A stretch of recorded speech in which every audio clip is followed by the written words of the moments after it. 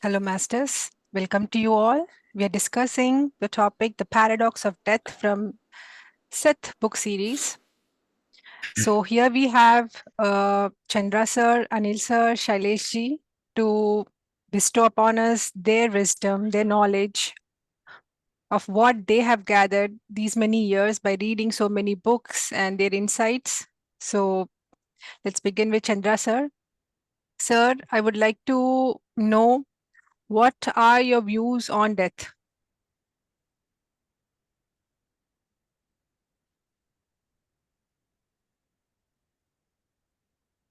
Actually, I will start the answer with what is my view on life. Okay. Like I had said in the very first session, we take birth on this earth to undergo learning.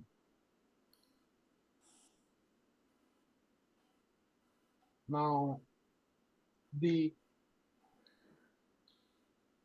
difference or the gap between us and what we call God, God representing the generator, the operator, the destroyer. Right? Happens to be about 35 divine qualities. If you look at Ramakrishna Mission's website, they will list around 42, but there are various flavors. Right? So, about 35 divine virtues. Now, life is, and the problem with this divine virtues is that you need to pick up 30, you need to pick up 360 degrees of every virtue. That makes it huge. So we break it down into small compartments and we draw out what we call a plan. In the plan, we will invite multiple souls to play a role. And these being so vast, we need about one or two, or at best three of these qualities that we can pick up in a lifetime. Right? And when we draw a project plan or a life project plan, in other words, the soul plan, we need various players to be part of our journey because we invite them to give us the experience. Interestingly, the people who accept playing the role that we require them to play, they have the corresponding experience that they have to gain.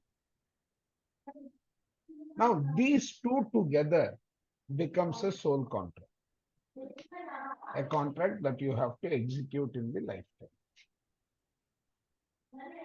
Okay. So now, when you draw a project plan, three outcomes are possible. Project is completed, project gets aborted. Why does the project get aborted? It is not in line with the problem that we have attempted to solve, or given the timeline, it is not possible to solve. These two become conditions to exit or abort, right? Abort is equal to end of life, right? Birth is the starting point of the life, and abort is the. So there are three conditions: project complete, project aborted, aborted A, aborted B. right? So these three conditions define the end of a project or end of life. That is what we call death. Now, this is from the perspective of gurus who have taught us. Unfortunately for us, we are ruled on this earth by what we call feeling and desire. Being a victim of feeling and desire, right, we develop what we call attachment, right?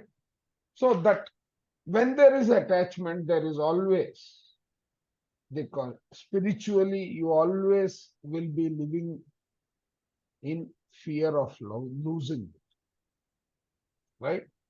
So this is the second perspective that impacts us when we hear the word death.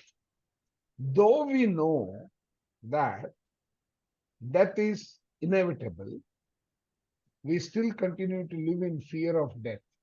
That is where the paradox of death sets in, right? This is my view.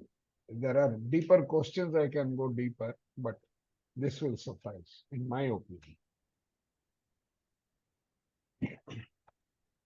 Thank you, Chandra sir. Shaileshji, you want to go next? You want to say something about death? Your perspective? Sure.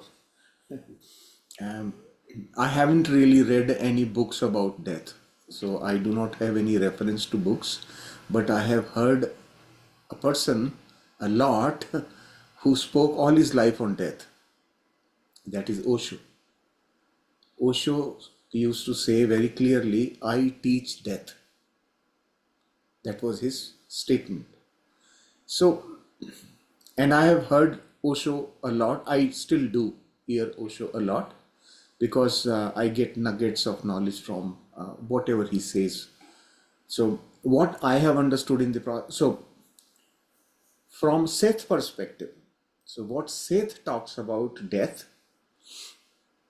and how Osho has explained death, I will try and give you an idea of what really I have understood from all this. Death is a concept related to physical world. Our existence in the physical plane encounters something called death. There is nothing else beyond this. So once we are not in physical plane, there is nothing called death. Right? So this is very specific term related to physical existence. A body is born and a body ends. And the end of life cycle, as Chandra sir was just mentioning, the end of life cycle is death. We call it death. Now, there is a lot of difference in understanding of the word death in each one of our minds. We all understand the same word very differently. And that meaning of this word changes with our experiences in life. So, I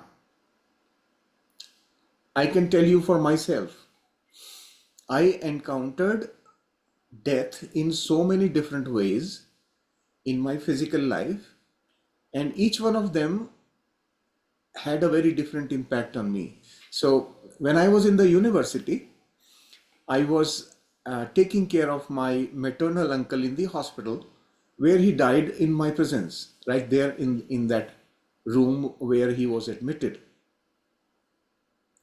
That was my first experience of seeing someone die. As a young man, I was studying at that time. I was a student in engineering there.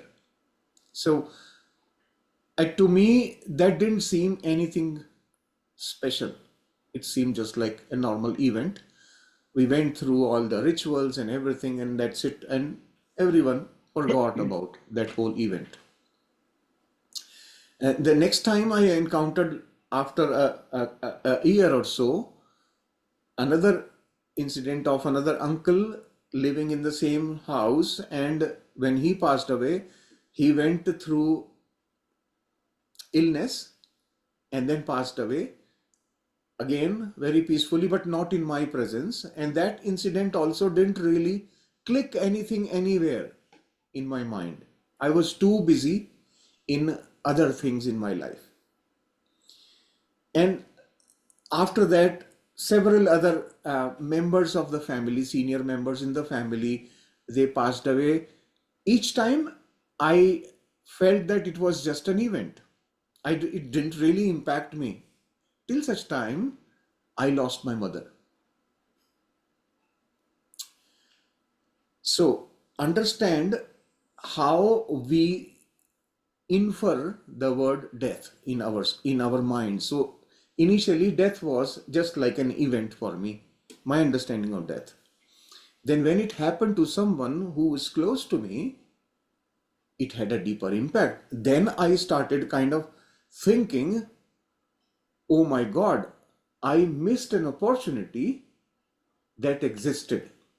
Now think about it. My first experience of loss, and I connected death with loss in my understanding of death. And then within the same year, my father passed away, and then that was another deeper impact on me. So both of them, within the year, first my mother, and then 6 months later, my father, and then another 8 months later, my wife passed away. That was the deepest impact of that word death on me. At that time, it meant so much different. When someone living with you passes away, that has another meaning to you. So death was redefined in my experience of life. That was redefinition of death. But in all the three cases later on, so as the time goes by, you develop a deeper understanding of what it really means to a person. I do have this habit of reviewing my experiences to filter out what have I learned really, what did that experience do to me. Especially the experience when my wife passed away, that was a 32 years of relationship, and we were together for 32 years, and that person, when they pass out, when they pass from your life, you have a vacuum. Then I started reading some books of our Hindu religious books, and one of them was the Bhagavad Mahapuran. I read that book, and in that book I got some understanding of our value system that we have as Hindus. So essentially, there was a story that I read in Bhagavad Mahapuran. That story was about a king and his queen. Both were yogis. They were both meditators. And both of them used to meditate, and both of them were at very high levels of spiritual development. So one day after their meditation session, both of them, they were talking to each other, and the king asked the queen, "Who do you love the most?" The queen said, "Sir, if you pardon my life, I would like to speak the truth." And he said, "Yes, you will not be harmed, whatever you say." So she said, "I love myself the most." And then the king was so happy to hear that. Why? Because he was having exactly the same experience in his mind. When he deeply thought about whom he loved the most, he figured that he loved only himself. That when I read that story, I went into deep thinking about how we process relationships. So death impacts your relationship if it is very close, somebody very close to you. So that experience And this understanding, then I started thinking really, um, why am I sad after passing of my wife? And deeper thinking told me it had nothing to do with my wife. I was actually sad because I lost. So the cause of my emotional problem was not my wife, it was my loss. We are never prepared to lose, and that loss impacted me very deep. And over the years since then, I have been thinking about it, and I feel that yes, that's the right understanding. Why? Because we only love ourselves, and when we lose an element that satisfied our desire for love, you feel a loss. So understanding this understanding gave a very deep clarity in my mind about what this event means in terms of physical. Those who are left behind are the only one who actually face death. The one who passed away doesn't actually face death. That person is gone, right? Who is experiencing death? The ones who are left behind. So if we think that we will die or we will experience death, wrong. Our life, when it ends, we will be gone. The experience will be for those who are left behind. They have to process losing me. So that is my understanding of death. Death to me is only a phenomenon of the physical world. Once you are in the other realms, you are eternal. There is no element of time there. There is no beginning, no end. It's a continuous process. So there is no relevance to death in that perspective. So as a spiritual person, when you live like a spirit, when you live like a spirit in the body, you look at your life as a spirit. Death means nothing. That's how our religious text tells us that death is only changing your garments, right? When your car becomes old, you dispose it off and buy a new one, get a new model with new features, all upgraded, and then you start your journey further with that car in a new way, right? And all the new cars are made for new conditions. So changing your garments for the new environment, new experiences, is what the soul does. Soul, being eternal, keeps on putting on a set of um, garments, or I would say it picks up a role, a character, experiences that life, and then vacates. So that's from that perspective. There is nothing called, there is no meaning of the word death there. It's a continuous journey. As a soul, I can't even think of an end, right? Because there is no end. It's only moving from one project to another project to another project. So that's the other perspective. And both in this chapter on paradoxes, paradox of death, this chapter also, he has talked about basically these two perspectives to this word death. Okay, thank you. Thank you, Shailesh. Yeah, I want to add something here. Even we are like, my family has been a joint family where my dad had 5 brothers. We all used to live in the same house. So I've seen like a lot of people die at my early age. All my uncles, they were 35 years old, very young. So they died.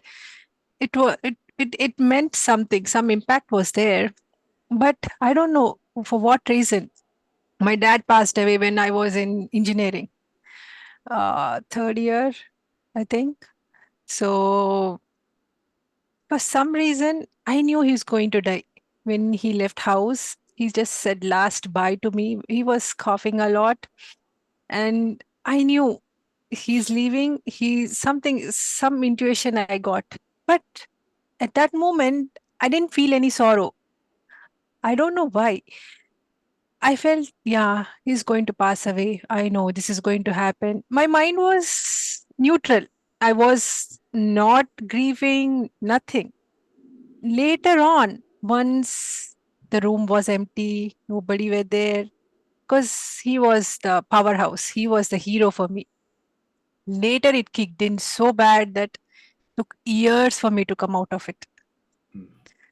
So now I'm able to talk without any tears. That shows I'm stable, because now I understand little bit in the perspective of spirituality. But this is the major experience I had. My very close person who passed away very early on. When you were saying, I was just getting all those thoughts I wanted to mention. Yeah, thank you for sharing your Certainly. views. Yes, but you need to also now think about that story I just now told you about the king and the queen, that it's nothing to do with the person who goes out of our life. Remember that. That person was an entity that vanished from the scene. Your impact, your emotional impact, where does it come from? Try to find it within you, and you will find it. Figure it out. And that's a very valuable experience to understand. What makes us sad? What brings the suffering of a loss? That is a very awakening process within us. That is actually how we need to understand death that way. If we can understand that clearly, then death is no more a stigma. It's no more a problem. We do understand, and the moment you disassociate death with the person, then you understand it. Yeah. At that time, I was so into this ISKCON, Krishna consciousness, just before my dad passed away, 1 year before. I think this is how I planned to handle that situation. Before itself, I was nurtured by Krishna. I feel like I was totally into ISKCON. I was going to bhajans and all. I was lost in that world. So this kind of little bit I was able to balance there, but again it kicked in later on. That's what is. Yeah, our emotions would always not allow us to think clearly. They come in between, and that's where the difference is, right? A neighbor dying versus my father dying is different for me. Why? Because of my emotions, right? So emotions will kind of cloud your thinking process. Yes. Anil Garu, please go ahead. Please share Yeah. your perspective regarding that. Okay. Actually, this is my first leg. I introduced myself. My name is Anil Prasad, and my profession is I'm a physician, and I'm a spiritual seeker, and I live in Dallas. And Namaste, Chandra Garu, and good evening, Namaste, Shailesh ji, Suryaka Garu, Shruti, and Neelu Garu.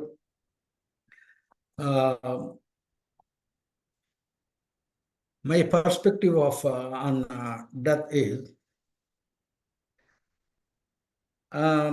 actually I have been working and studying the Gita 5-7 years.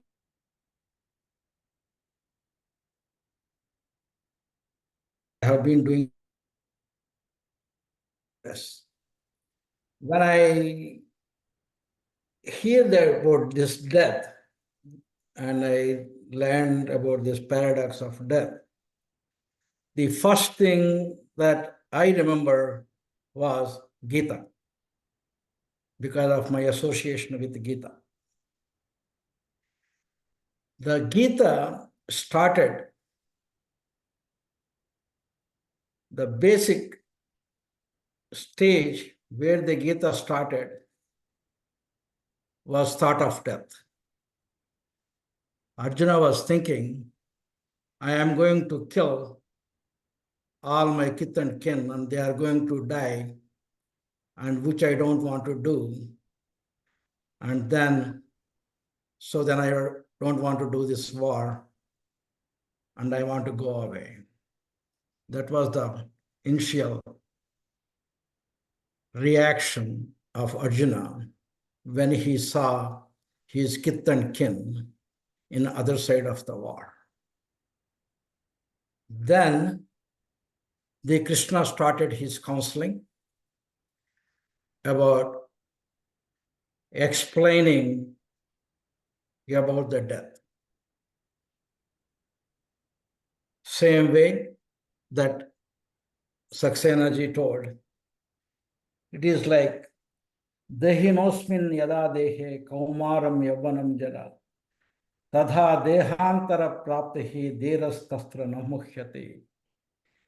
In the same way as you pass on your young age and your middle age and your old age, the same way the Dehi passes this kind of different stages of your body, in the same way the death also, the Atma also will change the body, and after death it goes and take on to the different body.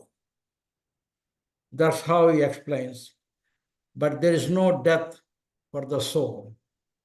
It is only in relation to body that is death is true. But it is good, thinking it is good. In the same way, this author of this book also read Seth material and understood the theory of death. Good. It looks very good, it's very reasonable, it's very understandable. But when it really happens with her son, who is 25 years old, died right in front of her, then it was the time to apply the knowledge that she studied, whether that is knowledge is useful. At this time, this is the time to apply that knowledge. But still, that initial reaction, even though she read all the Seth books, her initial reaction was still, oh, no, not for me, the initial reaction. So that is a physiological reaction that everybody gets. Even if somebody is sick, the first reaction is denial. Afterwards, we go to the grief. Afterwards, we go to the bargaining stage.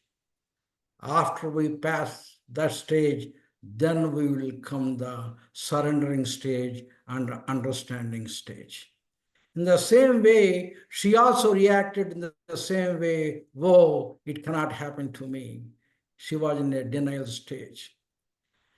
At the same time, then she thought it was the testing stage for me. How we do handle this situation? How do I apply the knowledge of the Seth when a real thing happens right into me and right in front of me?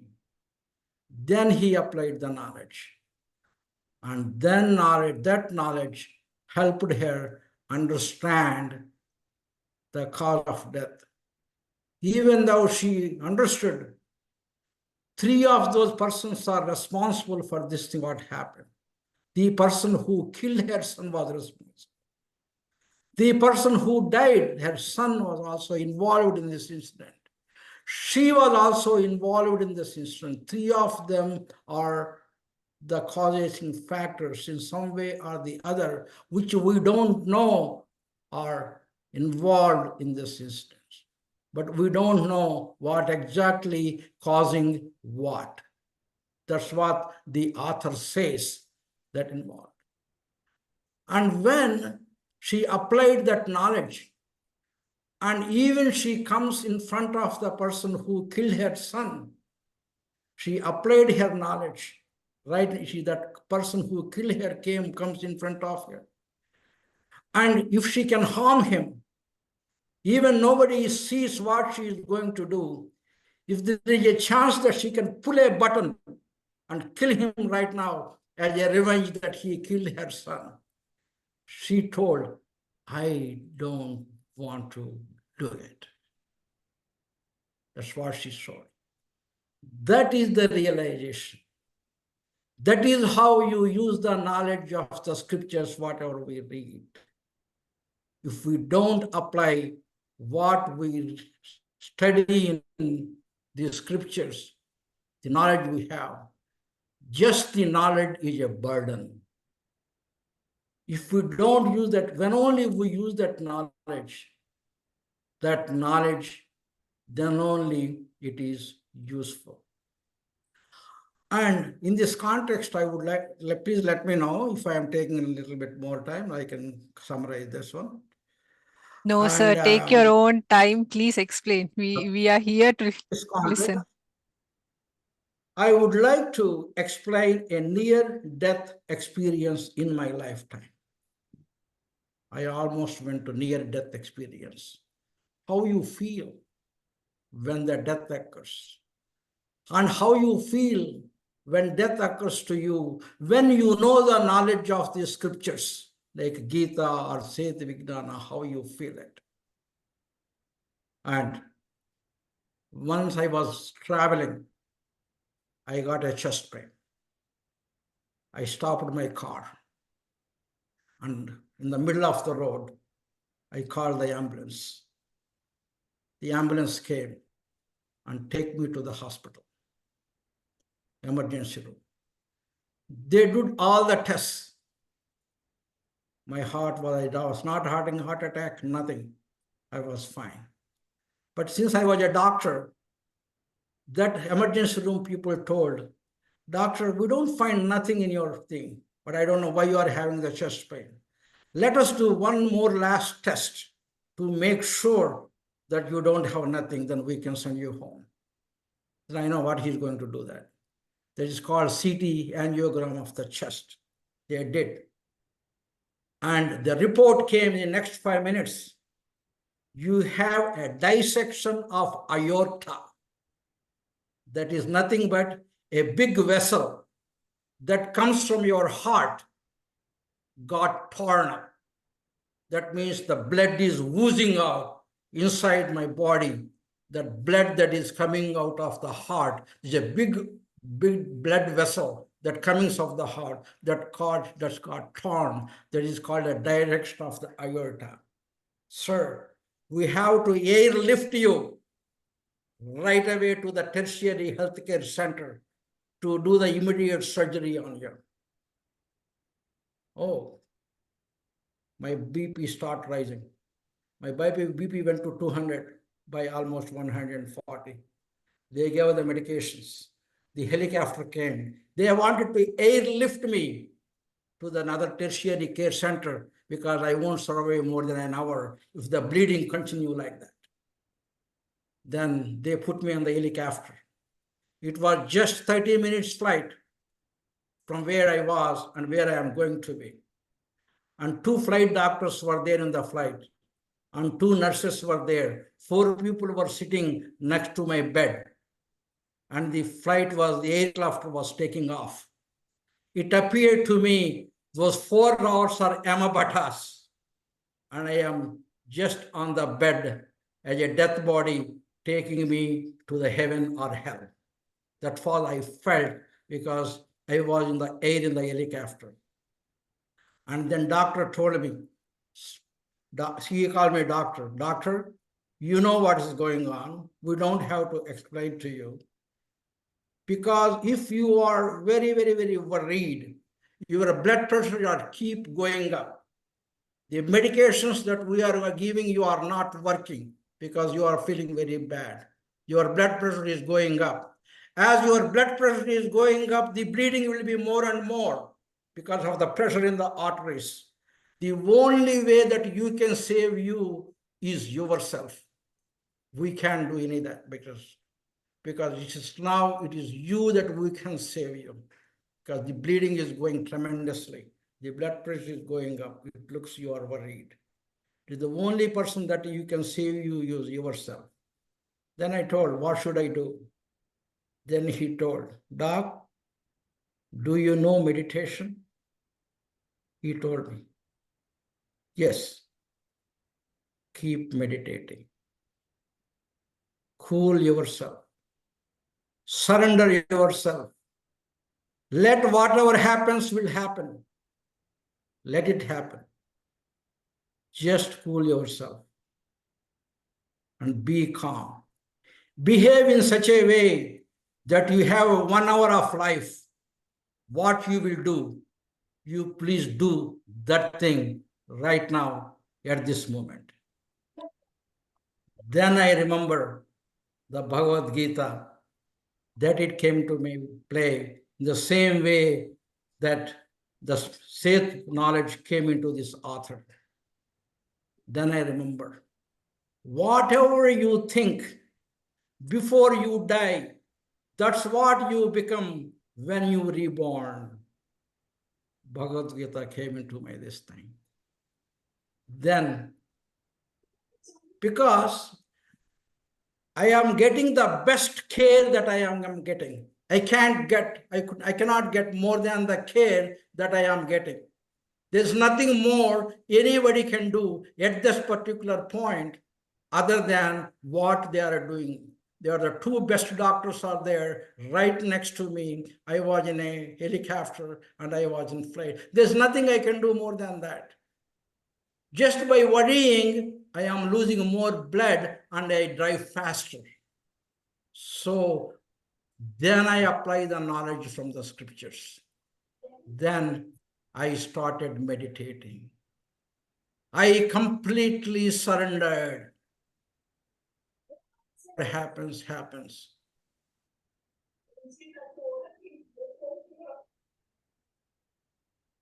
Because I don't have no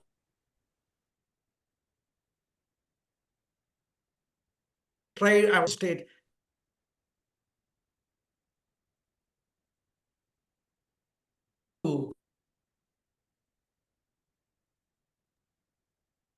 Not born because I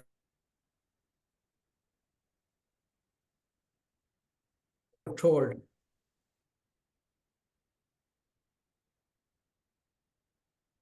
what you are doing, Hello, you are doing.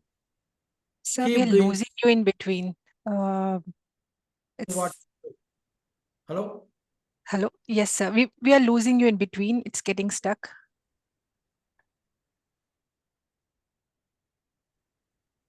Hello? Yeah, we can hear you now, sir. Please go ahead. No, there is some signal Hello? problem Hello? he is encountering. Let maybe have some.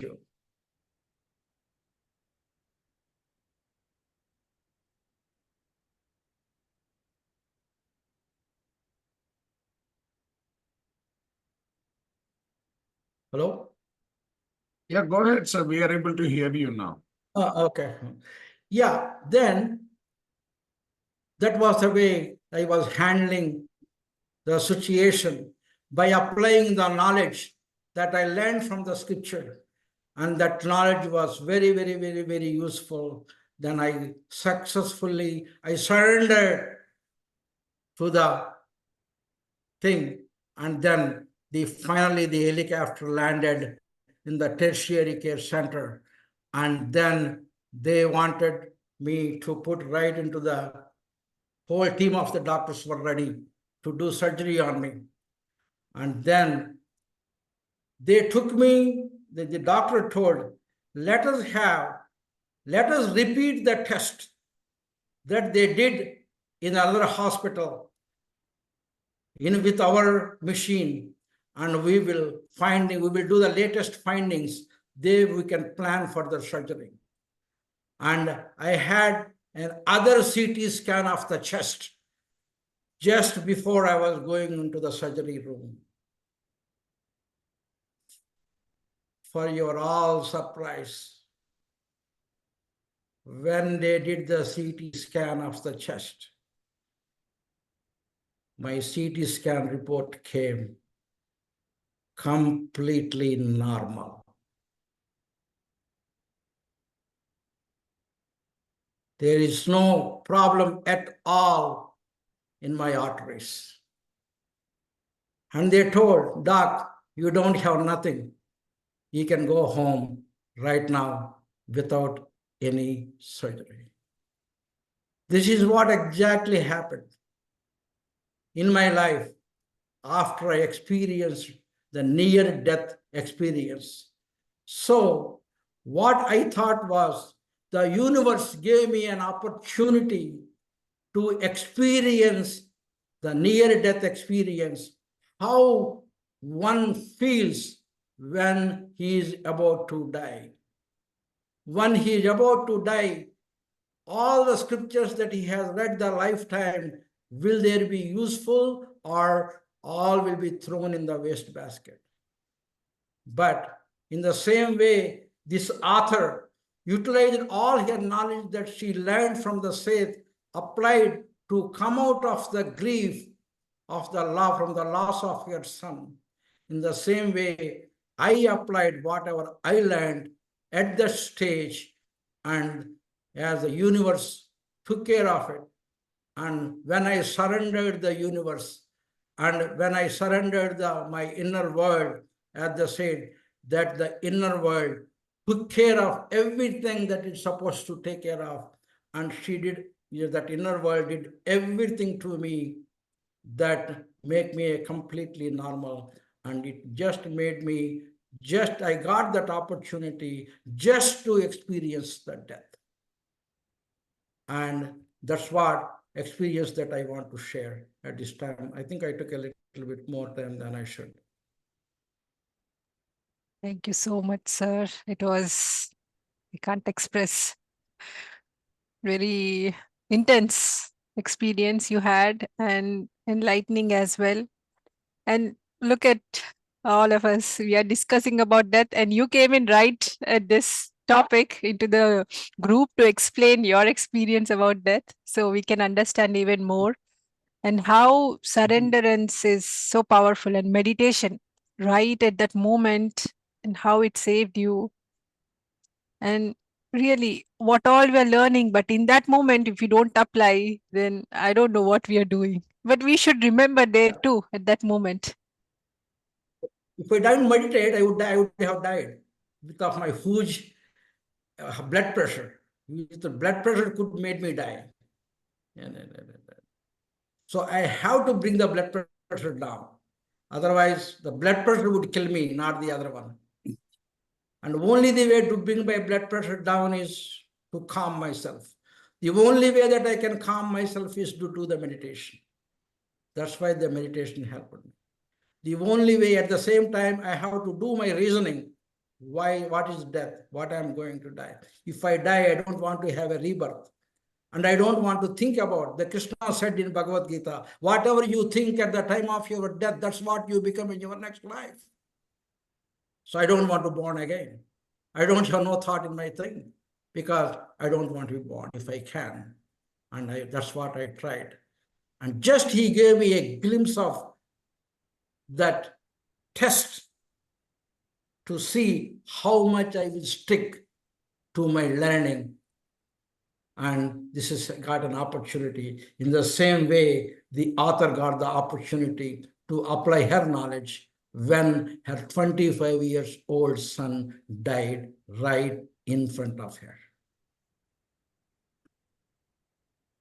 Yeah, so powerful. That's what he mentions since his childhood. He's been raised in an area where it was nuclear wars were happening. He was aware of what death was, not in the spiritual manner, but he knew that next day someone was going to die. He was in that awareness.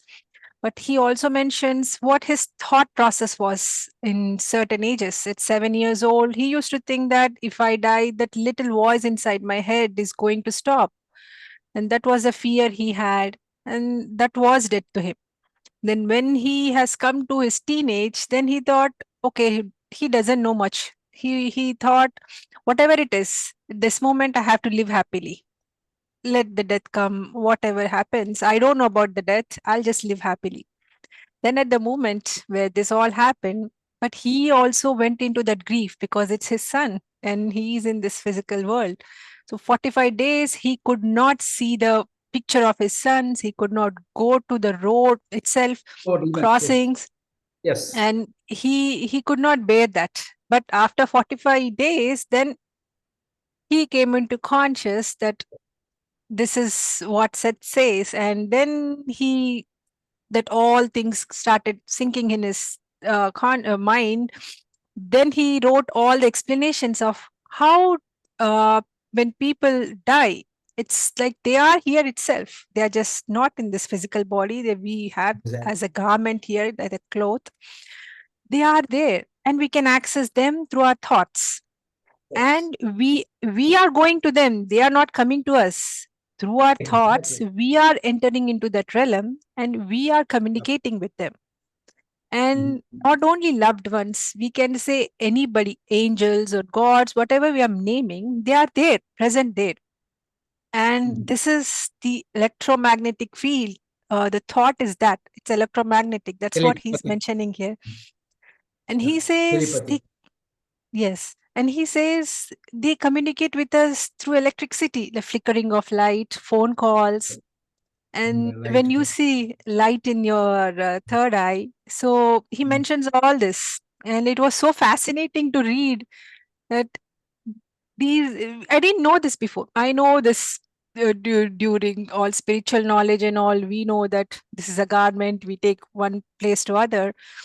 But they are in thought forms, they are present here in that realm, and we can access them anytime. And that was very catchy for me. I felt it's very important to know that people should read this to understand what they are explaining. So, with this thought, I want to ask Chandra sir, what do you feel about this? That they are in our thoughts, this is electromagnetic field, we can access them. Did you read anywhere about this topic anywhere? How to? Plenty, Yeah. Yes, not please. one book. Most of the books which are sorry, which are derived from the secret doctrine. I don't know if people have heard about the secret doctrine. That Yes. was written by Madame Blavatsky, the founder of Theosophical Society. And the same thing is reflected both in the Bhagavad Gitas. When I say Bhagavad Gitas, there is a reason why I am using the plural, because there are multiple interpretations of the Bhagavad Gita. And then the book by Swami Yukteswar Giri, The Holy Science. So what he talks about is, right, and what we hear also from various books, and when you meditate, what you experience. We can, while we are into deep trance, we experience the 7 layers of the body. And our thoughts. There's one book by Annie Besant and C.W. Leadbeater. The title of the book itself is Thought Facts. Right? And if you read Thinking in Destiny by Percival, he talks in depth about thought, thinking, and destiny. Right? Seth says you create your own reality. All these lead you to the conclusion that your thoughts, driven by your feelings and desire, is that energy which needs to get experienced. It has to manifest. Right? Now, so if we take our traditional way of thinking, karma, thought, right? Our karma is the thought, the energy that is generated by means of our desire, our feeling, and in between them is the thought. So if we try to analyze this, you've got the physical body, which is what is sitting here, right? Then you have got the astral body, the etheric body, the astral body. Then you've got the mental body, your manomaya kosha. Then you have the anandamaya kosha, or the vijnanamaya kosha, and then the anandamaya kosha. In every, and what is the difference of the environment in each? In the physical world, we are seen as a complete single entity. Now, I don't remember the name of the movie. It's basically like we walk into a room, right? We said there is no dust in the room, right? Then you bring a broomstick or a vacuum cleaner. You run it all around the house. Then you will find a heap of dust, right? So, which means the heap of dust is it all pulled together. And the same, call it energy, call it particles, call it whatever it is, the environment is either in a scattered form or a collective form. Right? That is the difference between the 7 layers of the existence of the body. Okay? Right? Either it's like those of you who create chapati, right? The chapati is the finished good. But then the chapati also existed as the wheat in the field. That transformation to the physical from, because the chapati, you convert it to flour, take the wheat, convert it to flour, then you add it with various ingredients. That is how these 7 layers of the body also are. And what is it that is either holding it together or pushing it away? It is that energy, right? The more you add, the denser it becomes.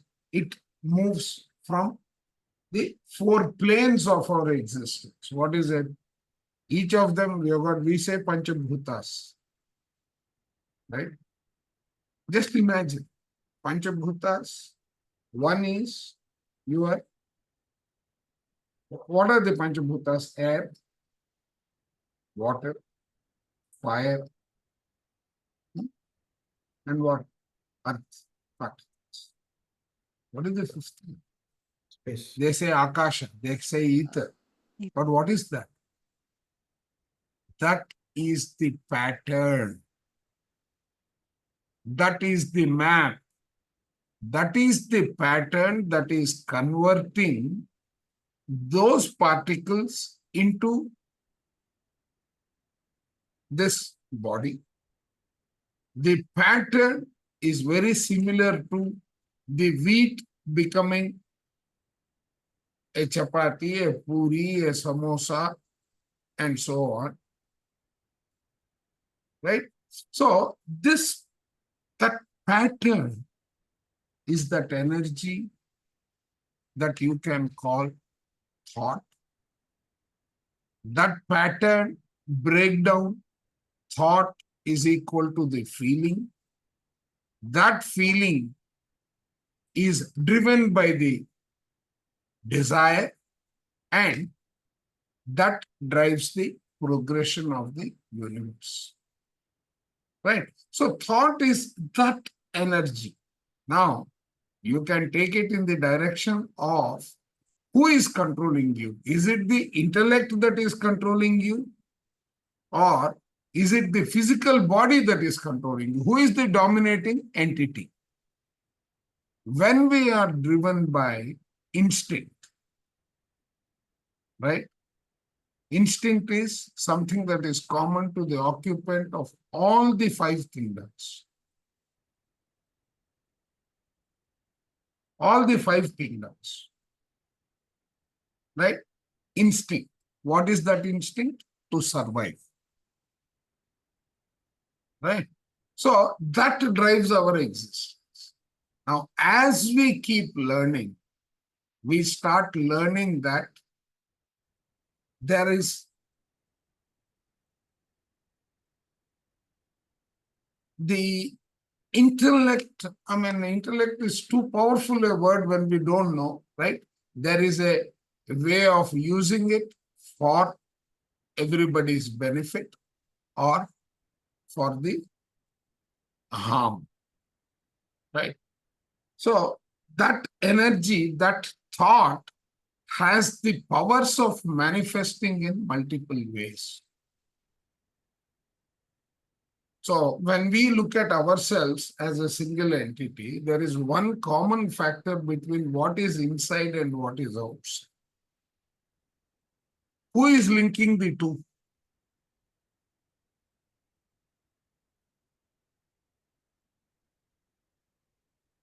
The link between the external and the internal is what we call breath,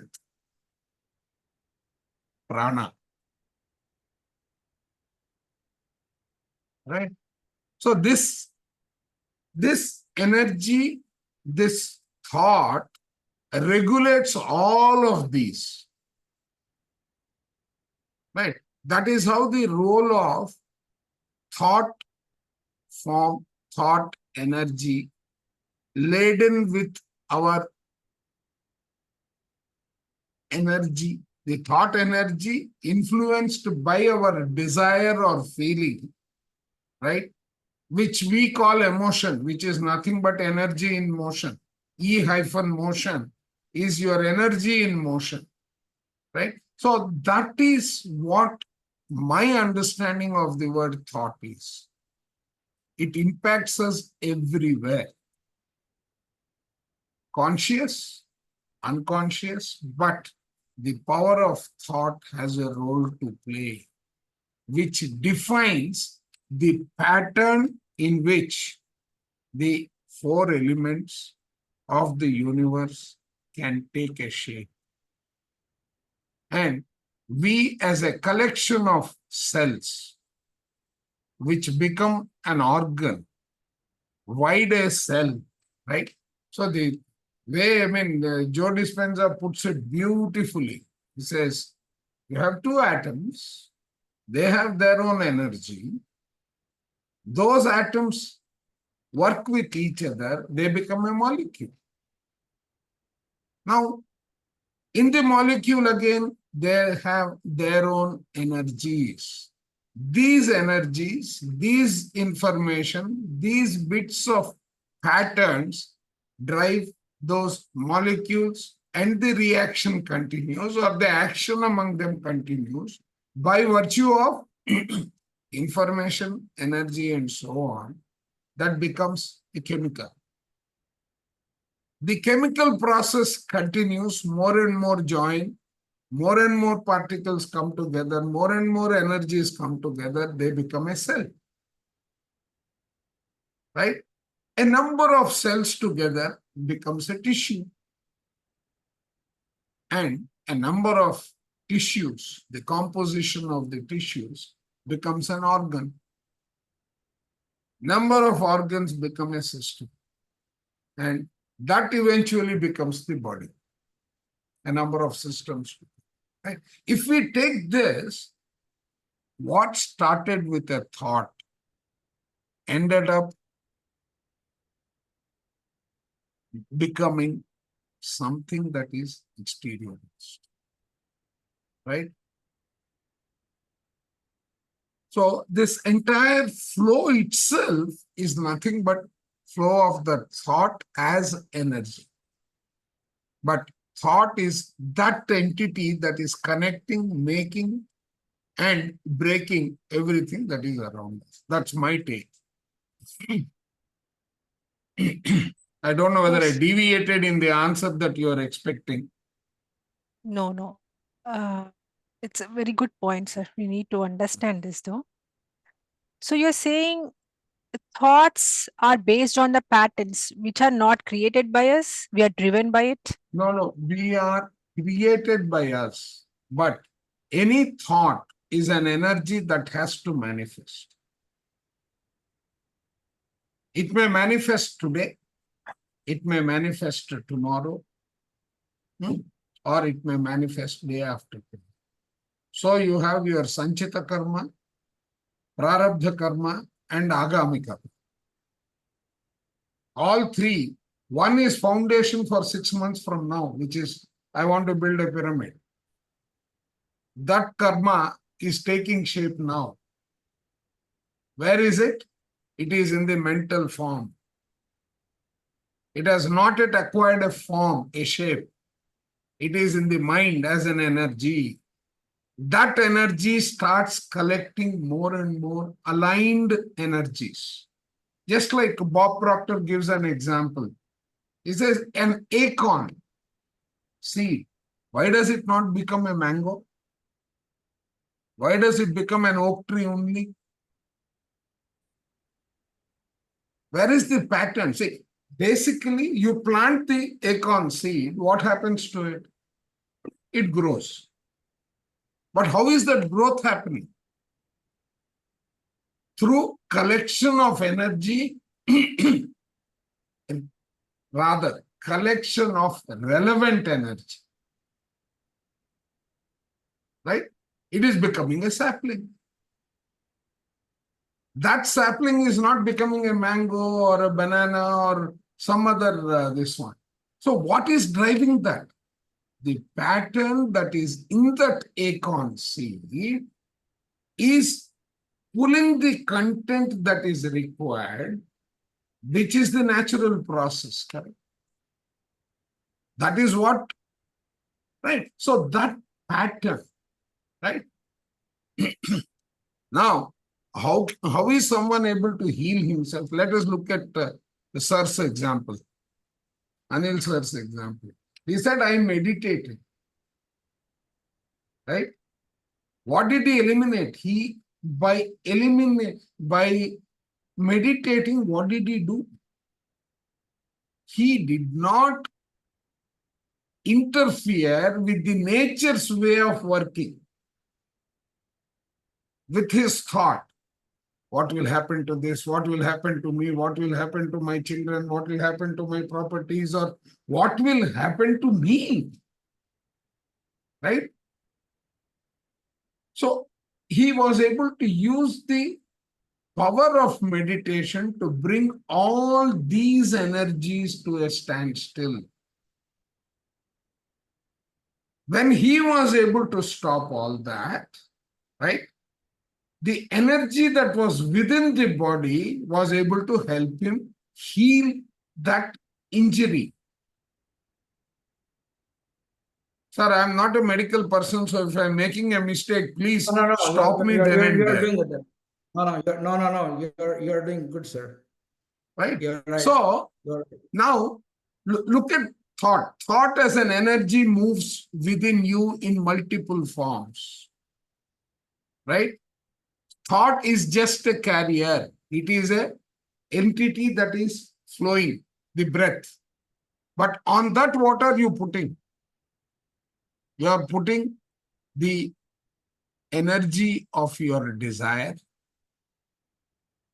the feeling, your wisdom, your fear. All these are superimposed layers. Just like when we talk about a communication system, there is a carrier signal, but something has to go on it, right? In this case, what is going on it is the emotional energy. That emotion is also creating the chemicals. Now, we already spoke about an equation. You have the chemical becoming a cell. So, the raw material that is going into the cell is wrong in its composition. So, next, that cell is becoming a tissue. So, in that case, right, in Sir's example, I'm just taking a few leaves as a common man and then trying to put things together, right? So it is that energy again, right? So that energy is manifesting as a pattern, right? What is inside, it is there. But what is when you are breathing out, what are you sending out? Are you sending the same energies in various forms? Is that your aura? Did you ever think that your aura that you are creating around you, it is the halo around you, which is energy in various forms, which is your thought, right? Now try to relook at the entire thing from the perspective of the life plan to what you are making it and who is ruling it. Is your intellect ruling it, the mind, the thought? Is that guy ruling the entire thing, or is your desire ruling you?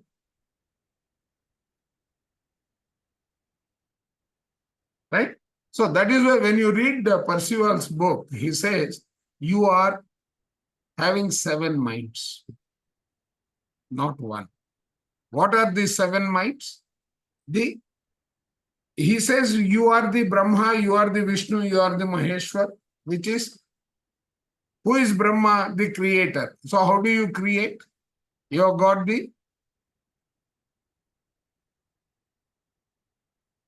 I forgot the sequence, how come? Knower, thinker, doer, right? Knower is the identity and knowledge, right? Thinker is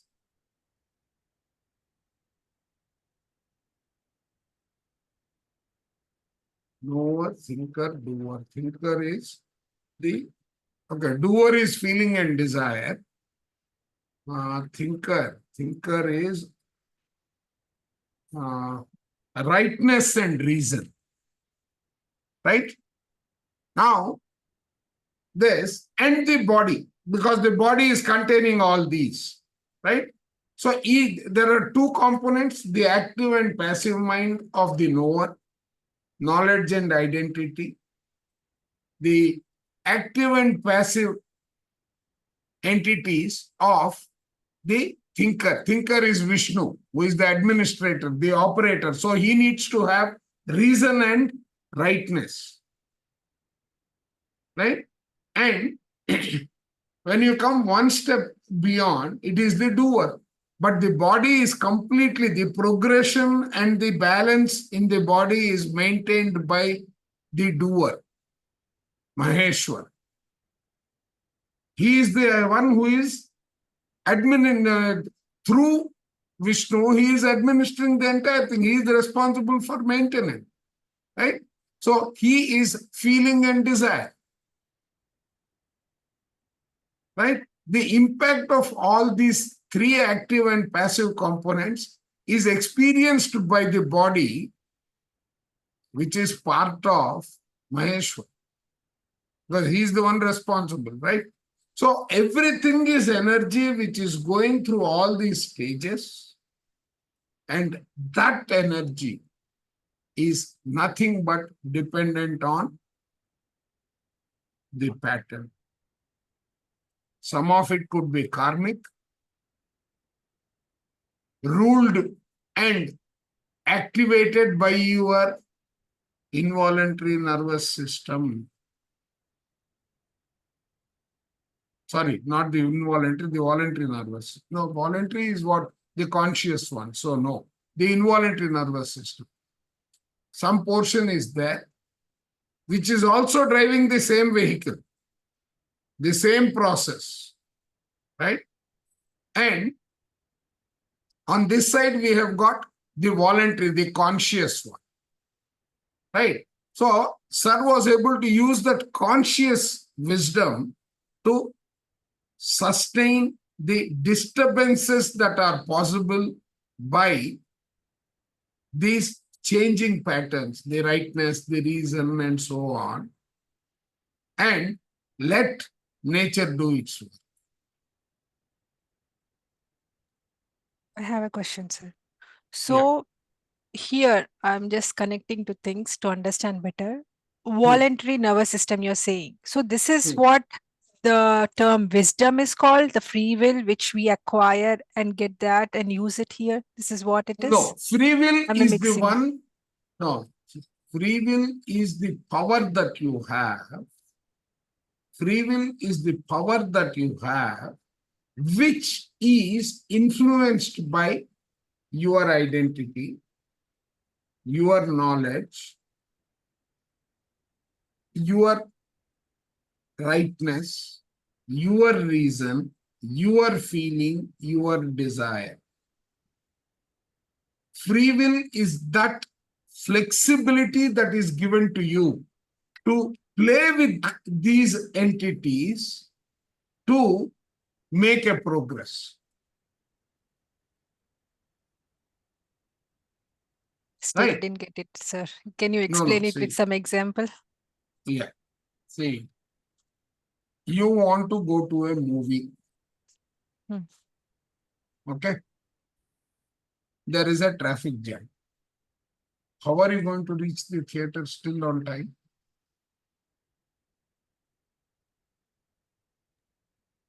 Will Either you we look can for alternatives?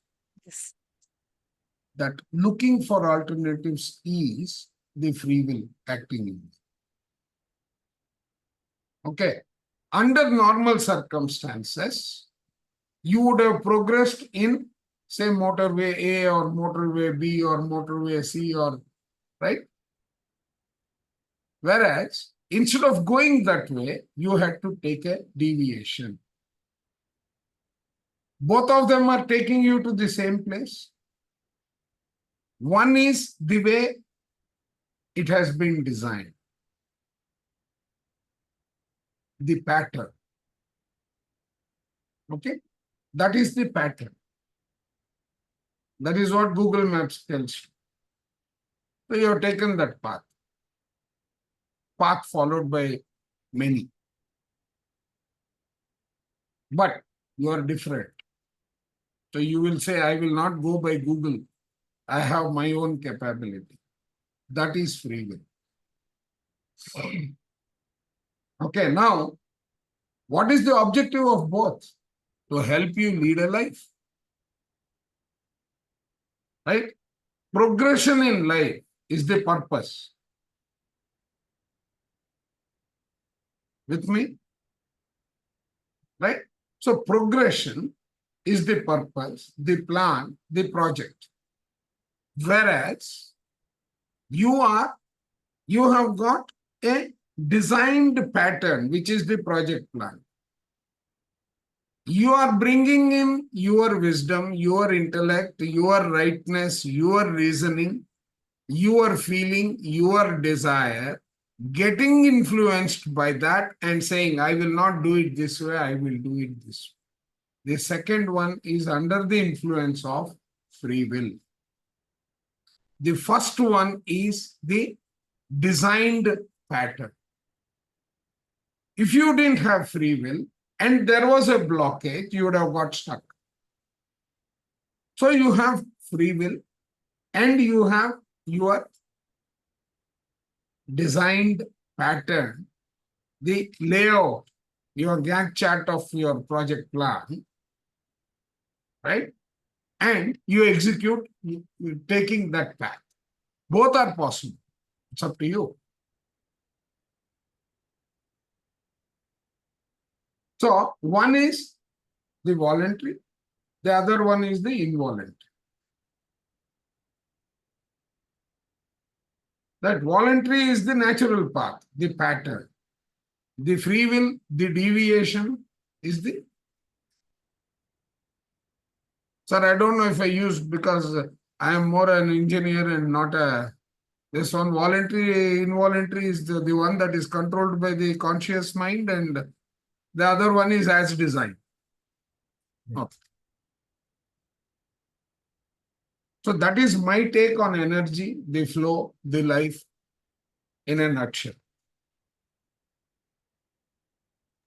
Thank you, sir. Gained a lot of knowledge here. Shailesh, you No, want to? unless we practice, Yes. this will not come inside. It will Yeah, be this is the constant effort, sir. This is the reason these all Sajjana Sangatyas, so it can sit exactly, inside, yes. so we can use at the right time.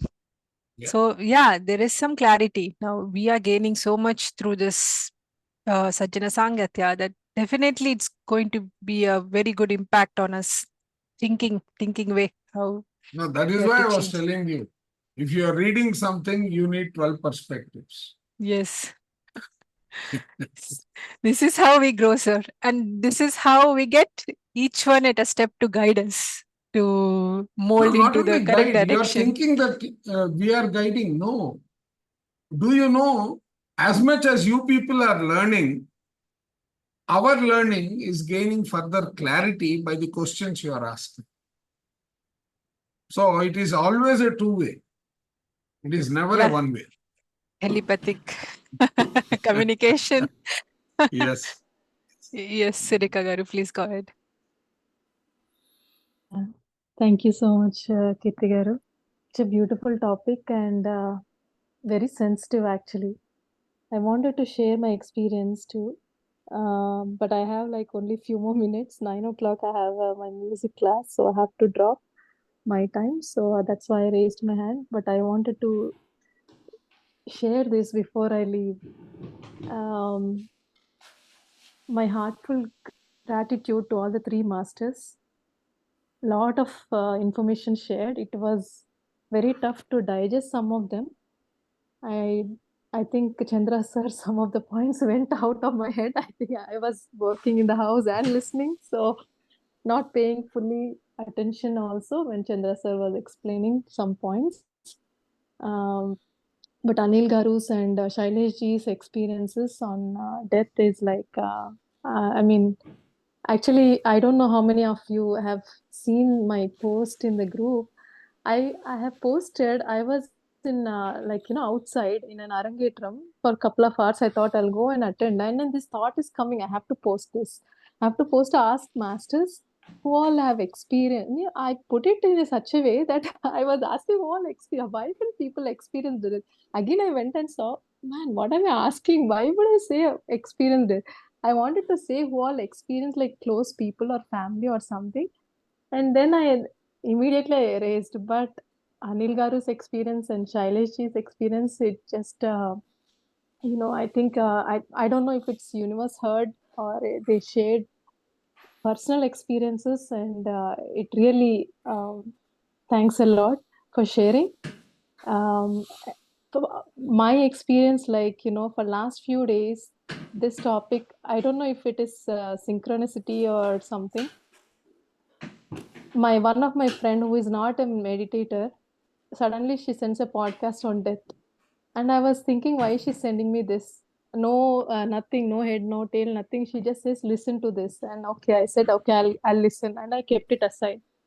And then suddenly this topic, I didn't even know, I haven't read this chapter.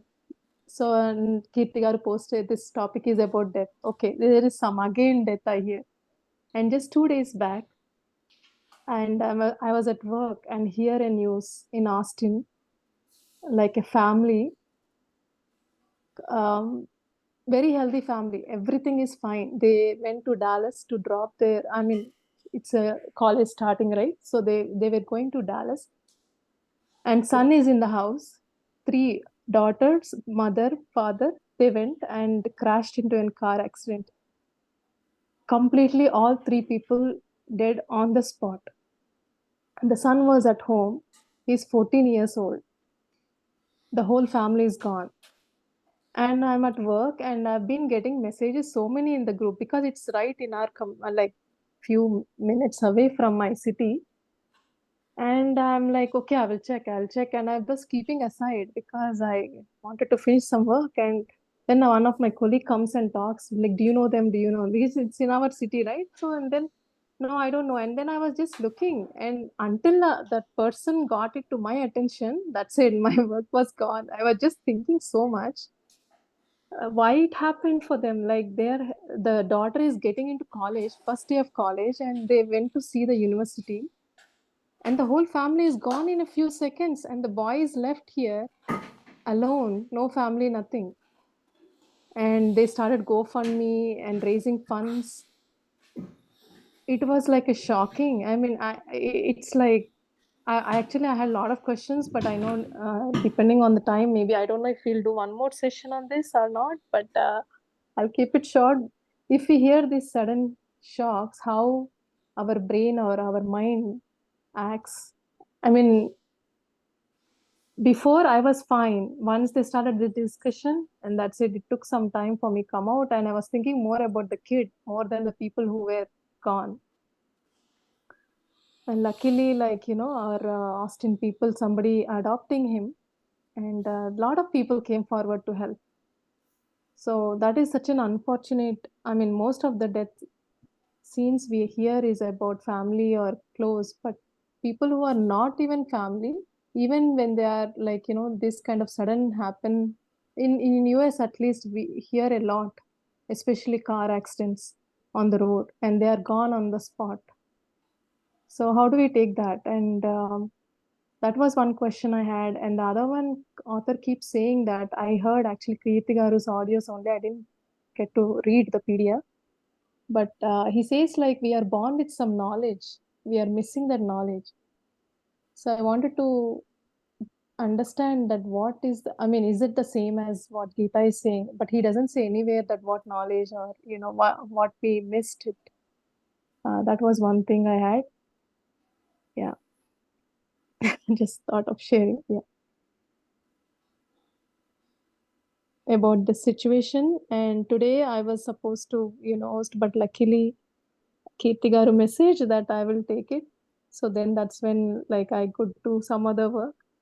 But thank you so much, masters. And a lot of and this death is like, it's very sensitive. Actually, even in my family, I'm grown up hearing this word so much.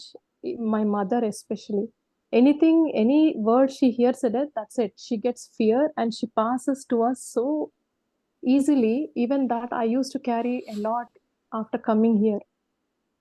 So I think for generations, or at least for our kids or for young youth, I'm sure kids who are raised here, they will not have that much. I think they will just take it easy, or I don't know how it will impact them.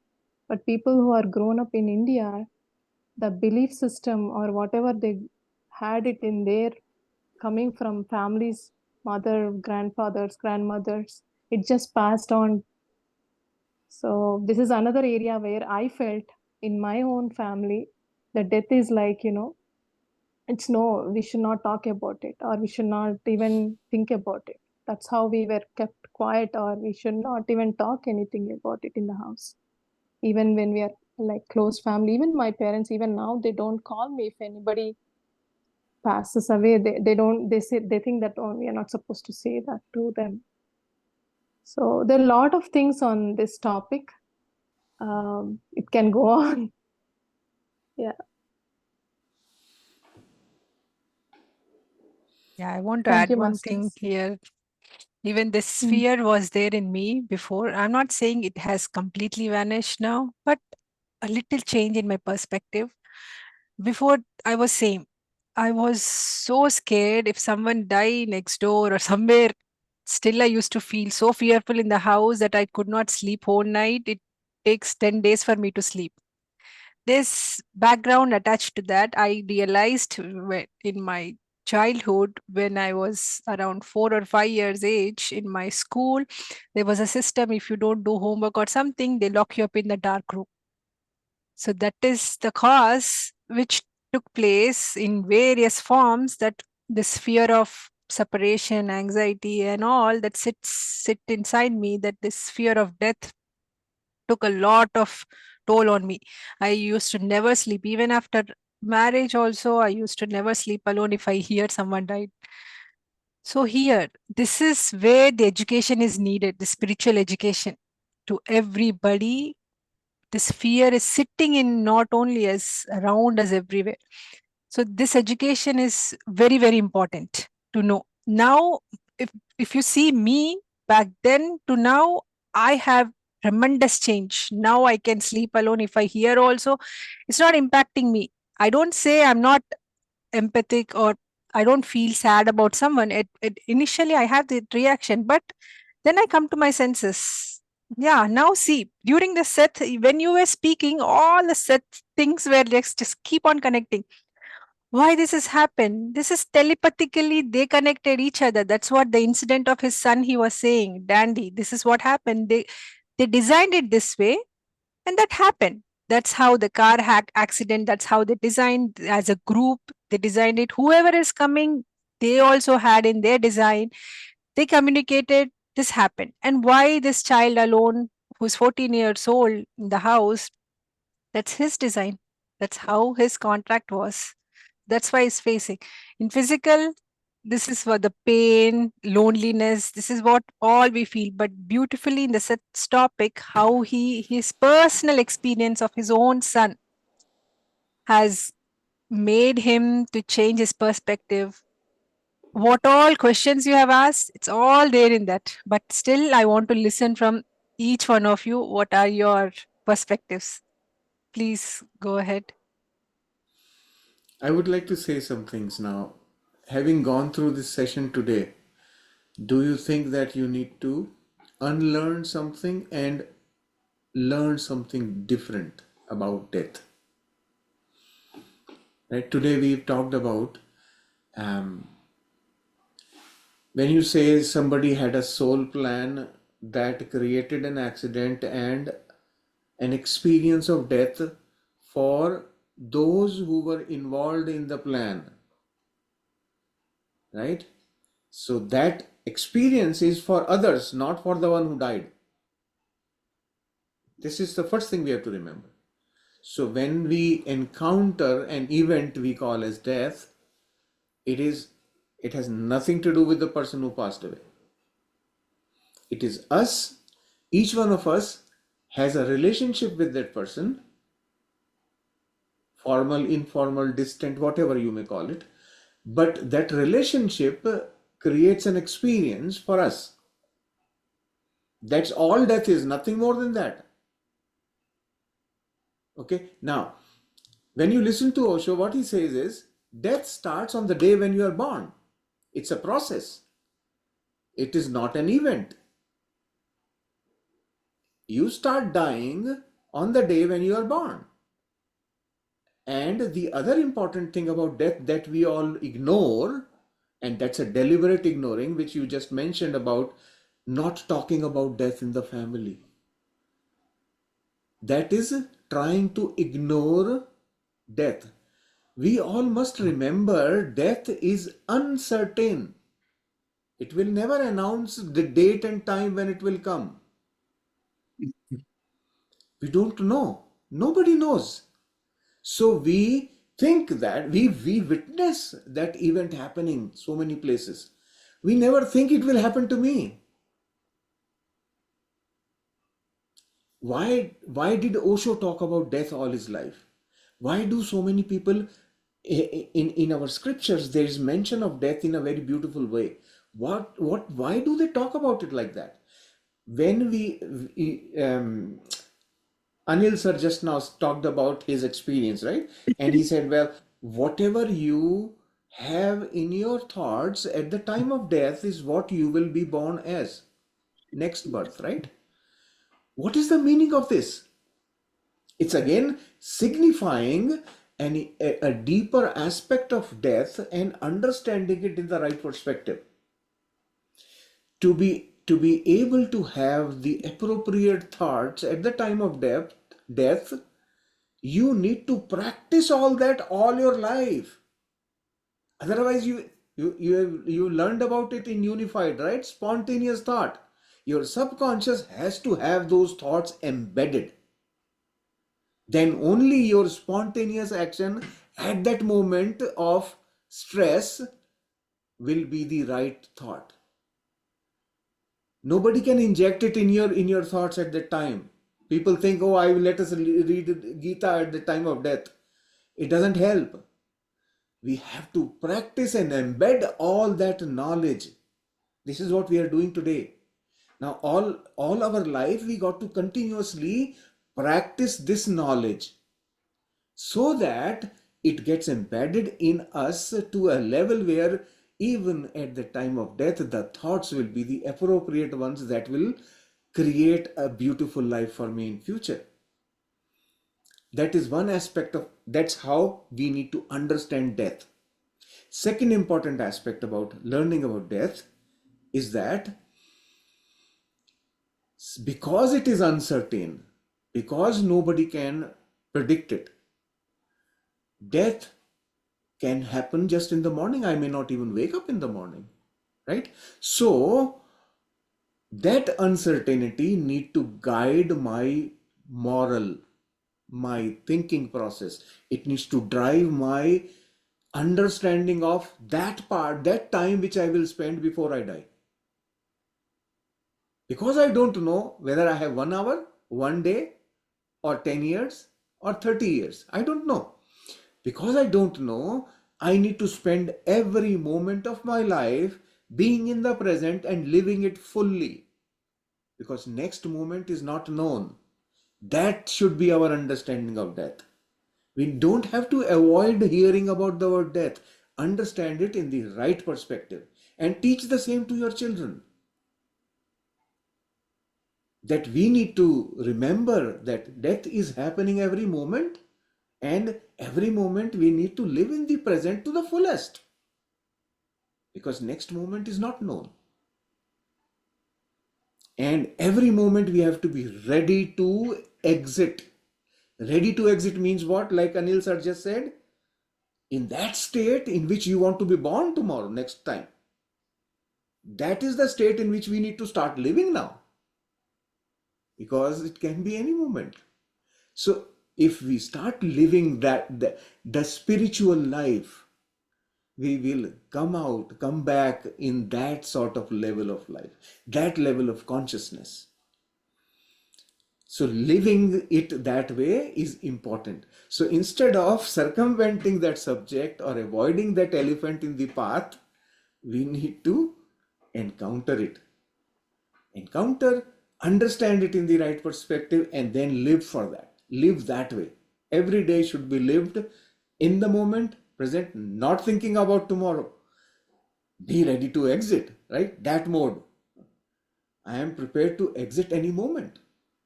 And my state has to be that. Unified. We have to be in that state of being unified. And if we are in that state, when we exit, we will come back in that state as complete beings, unified beings. So this is my take on understanding of death, right? We should not make it uncomfortable for anybody. It's not nothing to be uncomfortable about. It's a fact of life. We all have to go through it. Very beautifully explained, Shailesh. In a simple terms, you explain we are all preparing for that moment. This all knowledge is just for that moment, and this is so powerful. I used to listen to Sadhguru, where he says you should wake up like you're dying next minute. You should live like you're dying next minute. I didn't understand much then because this all background I didn't know then, right? Now with your words, I can relate to that what he's trying to say, and this is wow. I must say thank you for saying that why it needed to be in that present moment in that state. So vital, so important. Thank you so much. And one very good thing that was mentioned in this chapter in the book that we are reading, that mention of after death, just the body is not there. The soul exists right where it is. It doesn't go anywhere. And in physical terms, if you want to understand it, soul is infinite. It doesn't have a shape or a physical form. Because it has no boundaries, it is infinite, right? And the one which is infinite has nowhere to go. Think in terms of physical thing, right? Where will it go? There is no space. It is everywhere, right? Where will it go? So that remains where it is. Only Sir, that it body. remains, but one point there is when we are ruled by the body mind, right? We are enclosing that free soul within the confines and contours of this body. This physical body, yes. Yes. Correct. Yeah, Now, correct. there are two more things that is not mentioned, but which you will experience is where is that body gaining its contours from? That system that we have created, which we Yes. call our belief system. Yes. That is defining. And now this is where, the philosophical way of looking at the word pattern, Yes. Agreed. right, Yeah. Yeah. is this. Yes. Yeah. Perfect. Absolutely. And Yes. there is one more point I wanted to add. I don't know whether, it's pretty late for you people in the East. Is it Yeah, okay or shall we take it next? we can go about for 15 more minutes, sir. Okay, done. It's Yeah, good, Right? sir. Please carry People on. were This is talking also about good.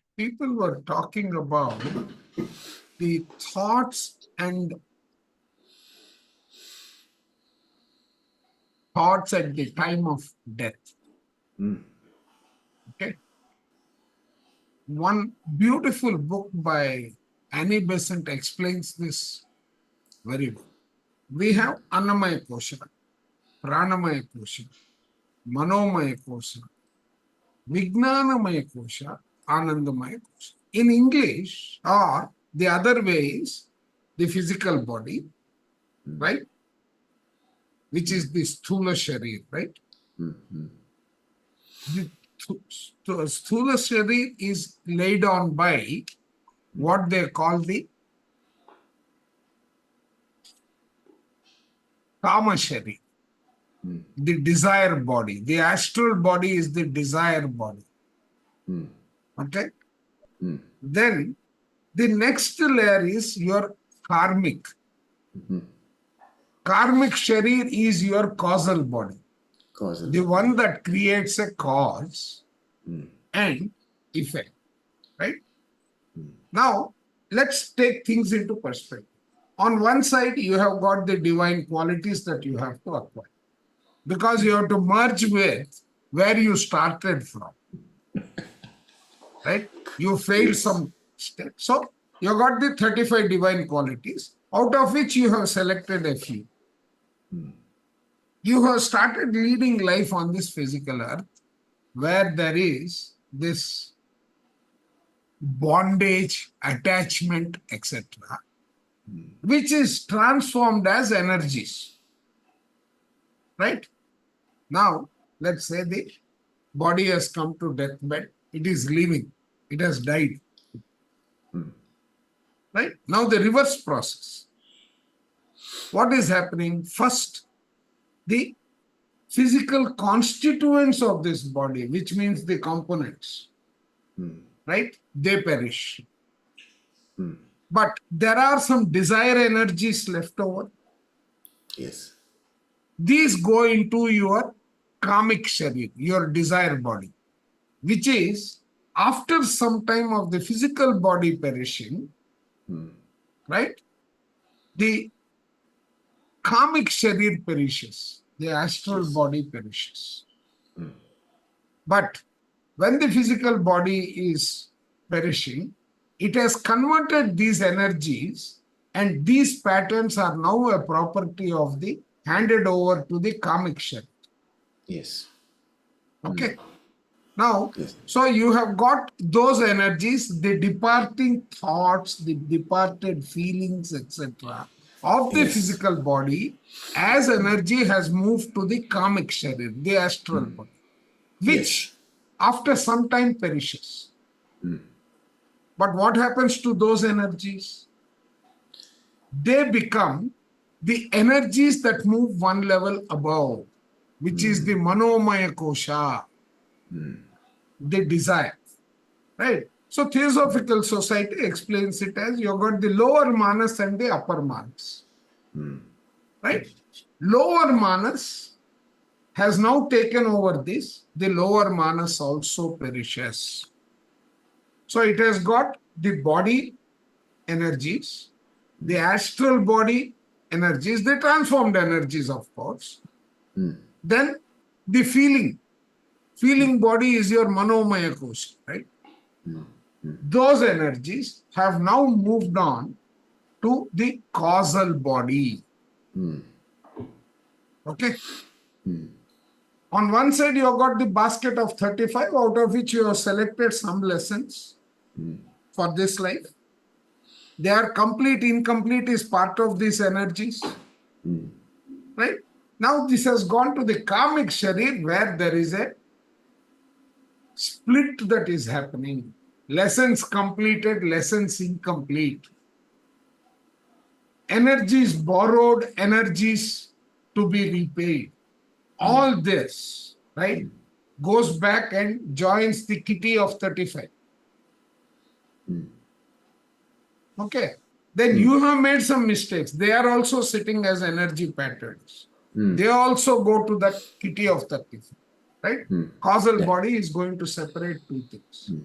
One is those lessons that you have learned in line with your project is your wisdom with which your next life will start.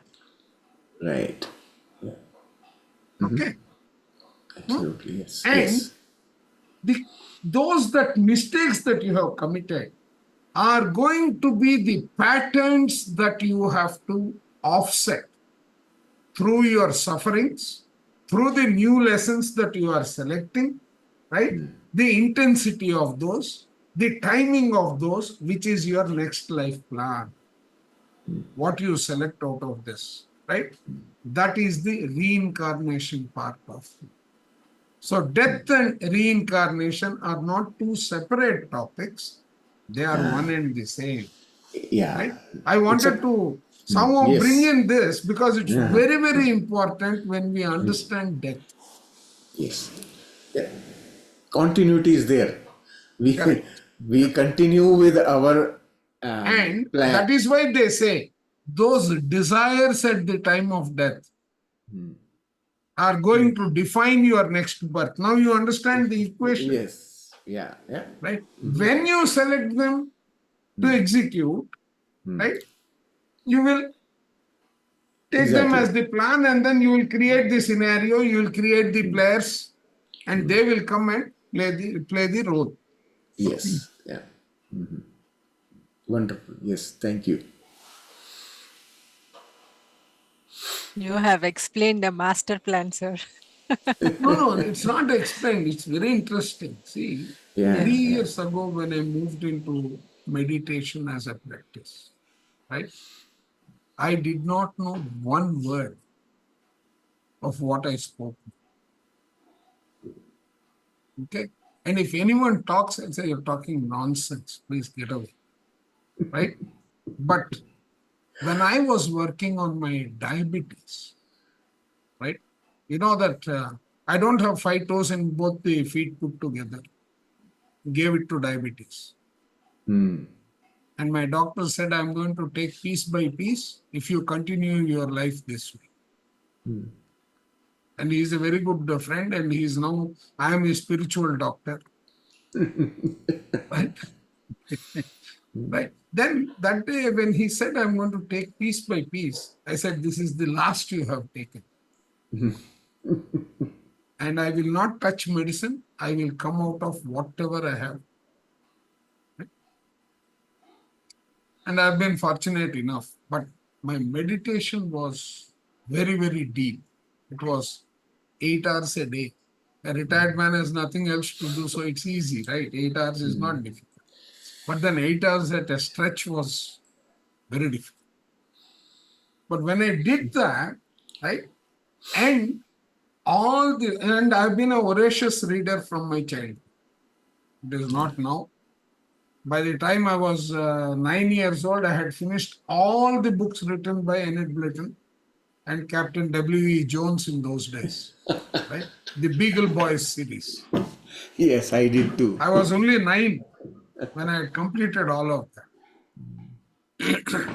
I mean, and that reading practice continued for some time. When during my work days it was on management, and later when I started reading all this, every book Patriji said this is a must-read book, I would have read it.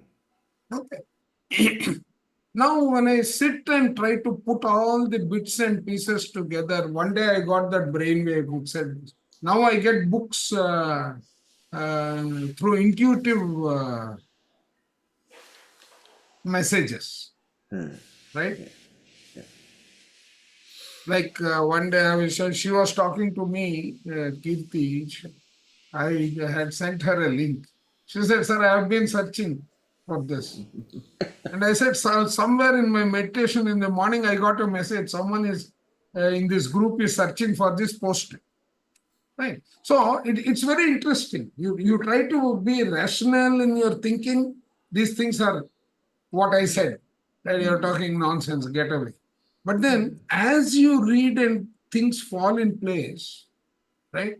You don't know at which time, which portion of it is coming to your memory, but the energies, the collective energies of the group pull that content. Yeah. I don't know whether you have experienced that or not. You go sit in a lecture, Always. right? You don't know what is happening. They ask you a question, right? All these bits and pieces just come together and become a theme Yes. as an answer to that question. That's exactly what happened when you were talking about it. Sorry, I interrupted. Yeah. So that is exactly what we go through. And when we read such things, we are literally left in awe. Yeah. And Yes, we sir. ended up with saying so true. Right? Absolutely, yes. Every day I am witnessing this in the unified session which I moderate every day. It's exactly the same thing happening. People are thinking and it's coming through my mouth. Look, that happens. Yes. That is where universe has its way of doing things. Yes, exactly. Yeah. Yeah, I want to share my experience regarding this, sir. So I think in before COVID, I was again too intensely meditating. I was meditating for one of my auntie. She was suffering from cancer and she was on like deathbed. So someone here said that you can heal them through your thoughts. You can send them that you can heal yourself to them, to their soul, and they can do it. So I was doing so intensely And that period was amazing for me. 1 whole year, I think. I went very deep into spirituality. At a moment, I will not say everything else, maybe some other time, but these being in what we are saying, that you get the intuition was so deep that if someone would call, a spiritual person would call, it used to tell me, this person is going to call you. It used to get it in my mind the very second I used to get the call. I was so connected back then. And the thing you're saying about what we, the group pulls, that's what we get. So I was into this group. I led a group called Adi Yogi. During that time, I that was my amazing spiritual moments back then, that time. So I channeled Adi Yogi. I was very doubtful about what am I doing? What is dragging me? This was strong pull, strong pull. I couldn't stop myself but get into it. And the people suggested you need to clarify with Patriji. You need to call him, ask him whether it is valid thing to do or not. What you're going through, is it a directed way? And that's when I spoke to Patriji on the call. He said, trust yourself, don't trust anybody else.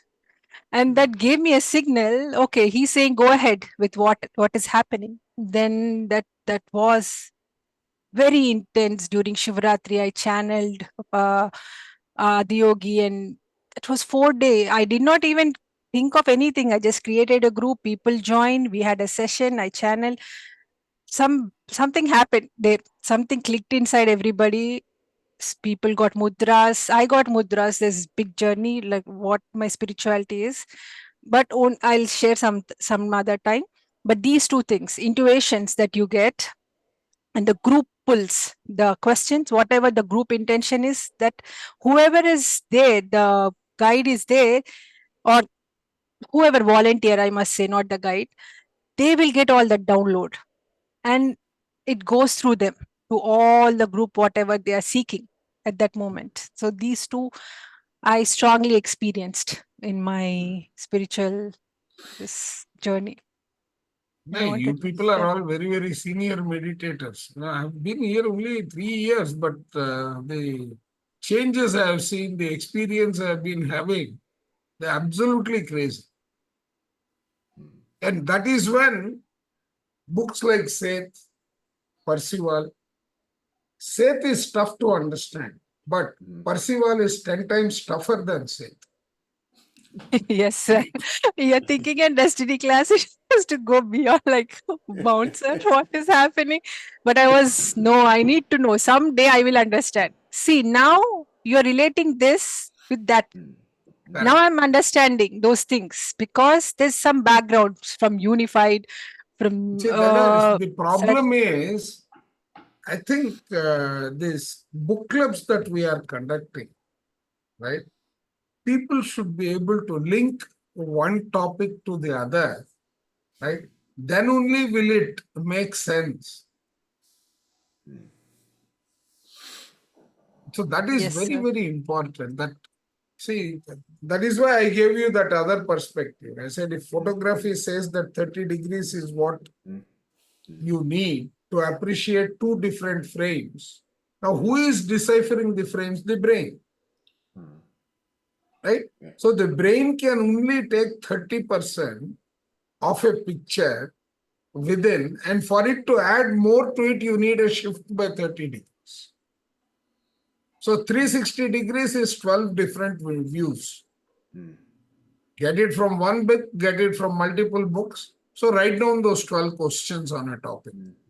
Search for the answers, your wisdom will be. Yes. Yeah.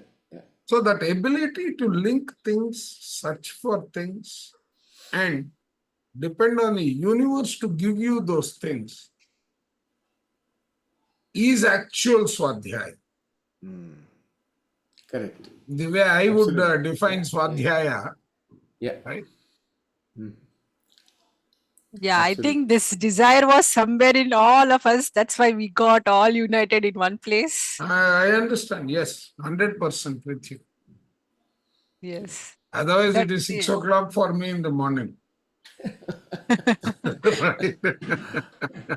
Yeah, even my circumstances at home, I don't have cooperative circumstances, sir. My family, they No, don't let me. if you have then, right? It See, is now part of that's their, what. no, it is their soul plan, not ours.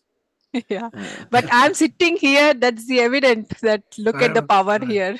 Yeah, At this time, it's not possible for me, but it happened.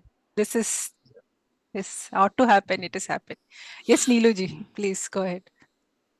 No, thank you so much, all masters. This is all such profound knowledge. I'm traveling today, but I just could not like keep myself away. I just like I had to like um, get into the session and like listen to all the wonderful knowledge nuggets that we are getting from all the masters over here. And in context of the intuition and your desire that we are talking about, like Kirti Garu was mentioning right now, um, even like me finding this group unified is nothing short of a miracle. I I was just following PMC. I lost my mom like in 2022, and since that time I read like autobiography of a yogi and all that stuff, and that's how I got connected to PMC on the videos and all. And I was looking for something like in United States, like there has to be someone somewhere. I searched on Google, I could not find anything. But somehow, because there was this intention, somehow, somewhere, I accidentally joined a group just one day back. And the next day, I would say the powers there, they are Mahavatar Babaji or Unified. They sent me that link. Somebody posted the link for Unified. I joined the group. I met all these wonderful people right here, like in United States. I was just so much longing and so much of want was there in my mind that universe made it possible. And for this group also, the Seth groups. Remember Kirti Master? Like I was just like thinking somebody said like Seth Masters are coming in Dallas and they can only do it in Telugu and all. I'm so thankful to Kirti Master that she just made it possible. She was just so thoughtful, so kind of her that she created this group, and like now we are like experiencing all of this and getting this wisdom from all of you masters. This is profound, very grateful, and like I can't express my gratitude in words, but I just want you all of you to know that this is so uh, meaningful and helpful in our journeys. Thank you, master. Thank you all. Thank you so much.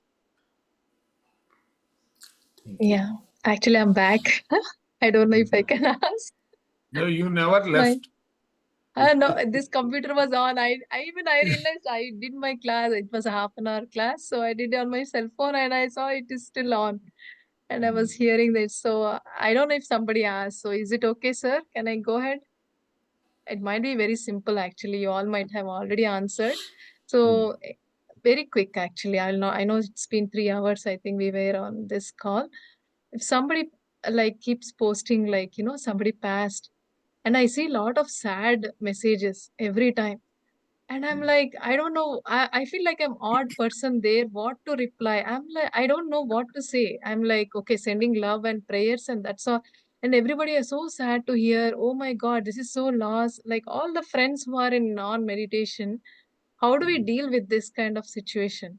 Like maybe you all might have answered. Then I'll go back on recording and hear this No, again. we have not answered this. Well, for me, my approach would be, okay, it is eventual that all of us are here for a limited time. Hmm. What did we learn? What are the memories saying? Are they negative or are they positive? I would actually take them on the path of the memories and the messages and the what we have learned from that particular incident. Like, you know that I lost my mother last year and my father 2 years prior to that. Mhm. My Yes. father was 91 and my mother was 90. See, basically, what did we feel when they left us? We did feel bad, there's no doubt about it. But what if after 91 my father had continued his life? Would it make me happy? He is struggling. A man who has led organization the size which has got more than 1,500,000 people, if he is struggling even to put a morsel of his food in his mouth, would that give us a positive feeling? Right? So what did that teach me? What is it that he has left behind as legacy? Don't think materialistically. The entire message right through is go beyond the materialistic existence. Sir, you and me understand, sir. I think the point is for No, the non-meditators point is you where have to we are move them all, away. The point is you have to move them away. Let us how do we start do that? thinking in terms of the memories that they have given us. There's a beautiful song in Telugu also, right? Unnavaru poyina vari teepi gurtulu ani. There's a Ghantasala, very old song, sir, which says, what remains is the memories of the previous people who are here. Right? So the messages that they have, it is painful. And we have to get over it.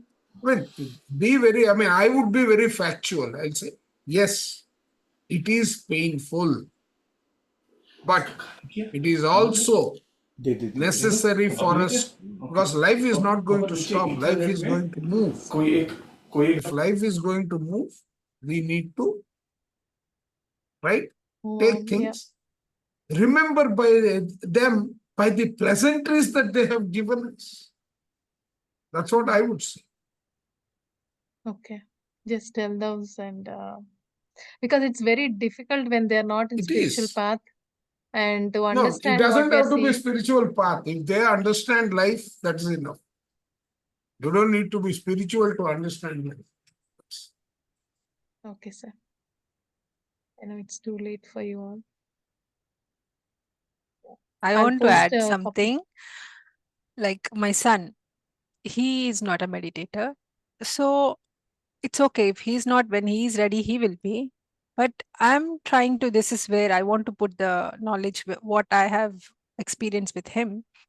So when he's into certain situations, suppose he's being fearful, something happened, I'm getting that spiritual knowledge gently there to him to explain what is it actually and what you're experiencing and what is happening. So now, in your case, when people are suffering with the loss, grieving, you can gently nudge them to that, hey, this person was like this when he was alive. Let's think about that. Let's be in that memory.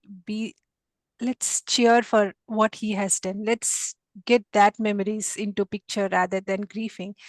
So turn the perspective gently in a way that they can receive, not straight away say, hey, what you're thinking, he's not gone anywhere, he's in your thoughts, he's this. Nobody understands that. We will not But understand, yeah, but in the way they understand, we have to mold that way. And Not another important addition to what you are saying, Kirti, is we keep using the word they are not meditators. Did you ever sit behind and think that every single person is a meditator? in some other way. What is Yes. meditation? Let's go to the brass tacks. Is it pranayama only that is meditation? If you have locked your mind into something, that also is meditation. Right? So, if I enjoy doing something, let's say I enjoy cooking, right? When I am cooking, I am all attention on cooking. Am I meditating? I am. Yes. Because my thoughts are only locked. They are locked into that particular incident. They are not going out of that incident. So that is meditation. People overlook that and they think, I am sitting cross-legged, fingers locked and closed my eyes and sitting steady. That is meditation. No way. That is pranayama form of meditation. Yeah, I hear this, whatever you said, sir. That answer I get a lot when I'm here talking to some of my friends who are like, one of them is like a painter. She says, I'm so happy in this and I don't need to Exactly. come That for is meditation meditation. classes. And one of them That is in is cooking or meditation. something. I'm very Yes. happy in this. They don't want to come for any of the sessions. No. That is meditation. You please Yes. tell them that. Then they will automatically come into this also. Sir, Yeah. sir, Because quiet this has time, become a mental block. This word meditation has become a mental Right. block to many. sir, Right. quiet time is also meditation 100%. But in quiet time, because you start going up and down. That is not meditation. The no, quiet that's time true, is, but yeah, correct. Sir, sorry to Yeah, Yeah, Dinesh. go ahead, sir. I have one more question and then I'll No, I'm stop. done. I just gave my perspective. I'm sure Shailesh ji and Anil ji also have their perspectives. I have a different perspective, slightly different perspective. As far as if I remember, the question was, when people post things of this kind in the group, how do I respond? First thing that I would suggest to you is, it is not necessary to respond to everything. You have the right to not respond. The very fact that you want to respond, there is something inside you which is triggering. So check that. Forget about all that issue being posted there. In you, there is something which needs to be resolved. That is triggering you to respond. Look at that. We are all unified. Remember, always, we are unified. So as far as we are concerned, we need to, people will do whatever they want to do. You can't change anybody for that matter. Right? You cannot put anything in anybody's head unless they are ready for it or they ask you for it. Then only you can give them knowledge or suggestion, ideas, thoughts, right? But you can't do it for them. They will have to do it. And they may accept or reject whatever. They have filters. So, but the very first thing that you have to understand is it really necessary for me to respond? Just today in our unified session, we are Yes. on week 17, and Babaji says very clearly to us that first question you should ask your higher self is it in my best interest to ask this question? First of Yeah. all, that itself, right? Then only ask whether I need to clean the aura of this person or not. I mean, in Okay. this group, I would have not answered or anything, sir. This incident was about this family who on spot, they complete the whole family left Yes, and only I the boy agree. is available right now. I know. And I heard my that heart one. really went, I don't know Yes. what to say. He's right here in our town. I felt like people are saying so sad, so okay, sad, so what? You go do something or go talk to the kid. Or, these were the thoughts coming into my head. Yes. At least send So, prayers or some well-wishing or yes, moral support, some mental. Don't just say so sad. For the kid, they are saying so sad because he's alive alone. they don't know All the what to family say, is right? gone. Yeah, they don't know what to say. So they are saying so sad. They Saying are only copying each sad. other. They will keep That they copying don't each want to other. be That's a left social. out. Yeah, exactly. It's a Yeah. They social don't want to pattern. be left out. Exactly. Exactly. So everybody is just completing their action. But but you but are feeling, yeah, you are feeling the emotion. You are feeling the sadness for, or the sympathy for this The boy, kid, right? actually. Yes. Yes. So now think about it. Why are you feeling so? Why are you getting overwhelmed with emotion? I That felt is it what you was, have. Yeah. Remember one thing. Nature is never unjust. Everything I in was about to nature say is that. everything in nature happens for a reason based on somebody's needs and desire. Creation happens from thoughts. We know that, right? This entire event got created from combination of thoughts, right? And that in Seth's material also we will read in detail about why do catastrophic events happen, Okay. the floods and the pandemics and all such things. Why do they happen, right? This, they are not happening just like somebody has decided, okay, let's do this. No, no, no, no, no. They are happening Chairman. with collective thoughts, Mm. thoughts of that community, that society, that group of people. They are creating that situation. So we have to, but at the same time, we being compassionate, we can feel the agony, the suffering, whatever is going on, right? But we have to draw a line to what level do we want to flow into that. Don't let it drag you, right? You got, because if you also get dragged with them, who is going to look after, right? We have to remember we all have a role to play, and we need to make sure that again, your higher self is the best guide. Ask your intuition, is it in my best interest to do something about this or not? Yeah. First thing, right? Once you get a yes, then you say, okay, what is it that I can do? That's the next level, right? That's the process you have learned. Now follow the process. Then you will never get, you say, lost in the whole process. Just, I mean, Got it, sir. I'm taking you to the basics, huh? Very, very basics Yes, sir. I mean, of, sometimes they are uh, useful basics too. yes, And we don't have to respond to every question. I see it all the time in the groups. In the groups, people don't know when not to respond, yes, sir. right? We have to learn. That's something to be learned. When to keep this trap shut. Best thing. It's a learning. In Very the nicely Chinese said. proverb. So one more thing, sir. They are doing GoFundMe for this kid. Do we have to donate or not? Again, intuition. Follow your heart. Patriji's answer. Hmm. Because Okay. there cannot be one answer for everybody. Hmm. We No, if all it is are in somebody different. who is doing it Yeah, because and he you doesn't have trust the any person, give it. If you they're don't trust local. the person, give it in kind. Yeah. Hmm. Yes. Yeah. Yeah. You are hearing a cry for help, isn't it? That little kid cannot ask you for help, but somebody is taking responsibility, calling for help.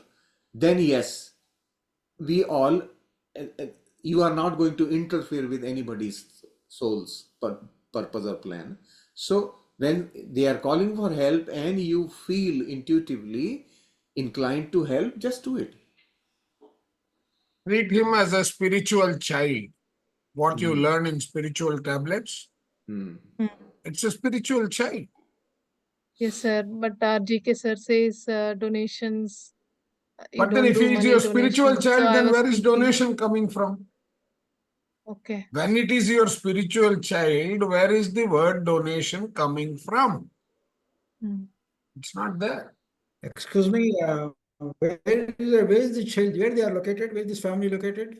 They are right here in Austin, sir, in Leander. Actually, that I Austin. Okay. was thinking How old, I was how the old is this kid? 14-year-old That boy and daughter is 17, I think, or 18. She both just graduated from high school. She's going to go first year in undergrad in Dallas, actually. She's coming to UT Dallas. She was coming to UT No, Dallas. I heard only one child was left behind, correct?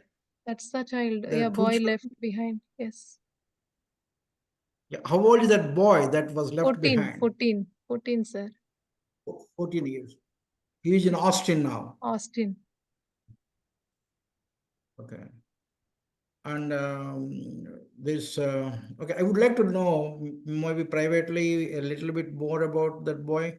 I am in Yeah. Dallas, so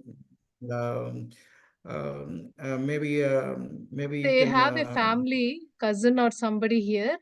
I heard the family, I don't know who is adopting. Somebody I heard they are adopting their kid. So I think we should be okay. maybe I was thinking somebody was saying since you are in meditation and all, you should go. I don't know, even I thought that intuition that maybe some spiritual, even more than money, I thought mental and moral support will be more need for that boy. So since he's right here, half an hour distance from my place, maybe in like after some time we can just go, or I can just go and see. I thought, I don't know. Yeah, because since I'm in Dallas, I don't mind. I would like to go and talk to them and see what I can do from my side and from our group in Dallas. Okay, thank you, sir. Where are you from? Are you I'm in from Austin, same place sir. in Austin? I'm in Austin, Northwest Austin. Are you? Oh, you're in Austin. Yeah. Oh, okay. So I am in Dallas. So if that is the case, maybe I can come or I can drive and see what we can do. What is the best thing that is needed we should look for, and what is the best thing that we can do from my side or from our. Our time. Our time is the best thing we can give.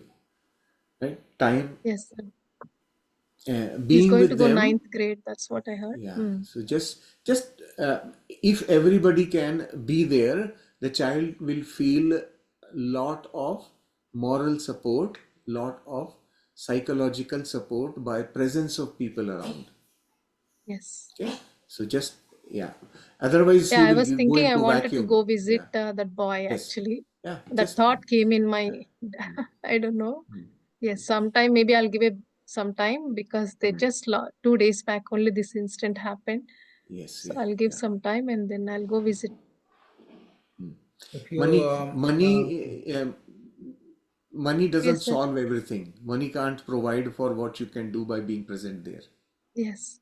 Yeah. So the people who are adopting, Mm. are they financially sound, or whether they require help is another way that you can talk to them. Yes. No, even Saying for that we adopting, I have this heard they, this group will sponsor his education needs or whatever you want. in US, sir, it's a lot of expensive even for adopting and all No, that that is law why I said, affairs as and a all that I group, heard. you can say, as Yeah. PSSM, as ABC, as XYZ, we are coming together. We would want to take care of this aspect. Is it okay with you? Because if someone is adopting, you need to protect their Privacy. image also. Yes. Yeah. So try find more information, be there, go there, visit them. You will personally be able to figure out many more things, and then maybe we can talk about it. Do the practical side of what this chapter teaches us.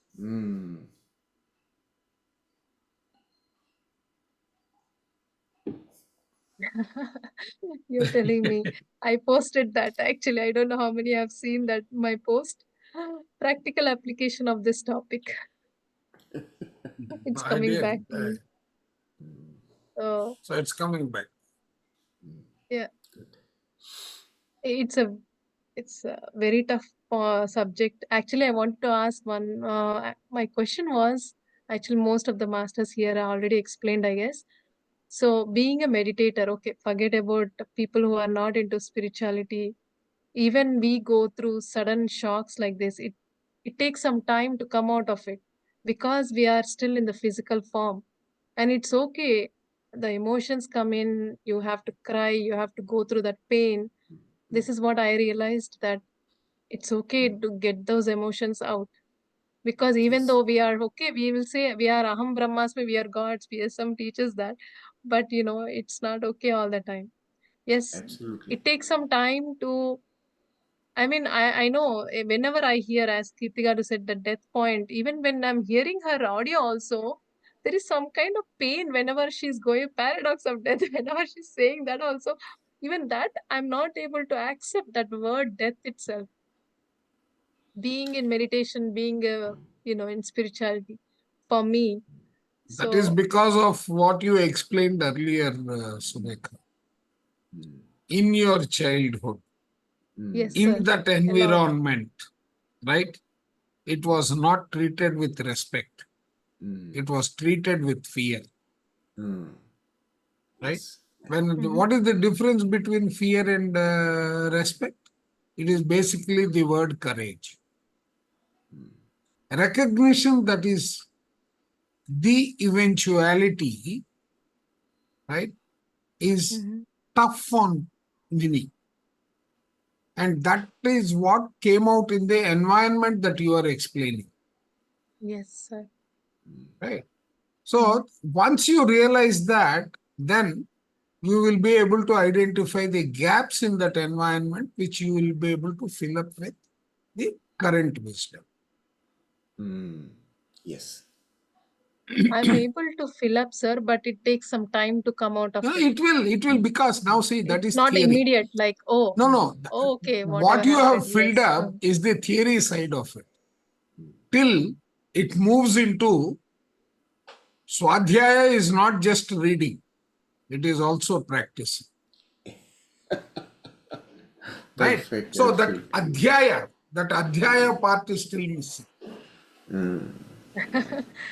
So go practically do it in the field. Exactly. You of do it life. once. See, you will find the difference between what you learned and how it is applied. For example, we all went to engineering college or medical college. The first day at work was a shock. Right?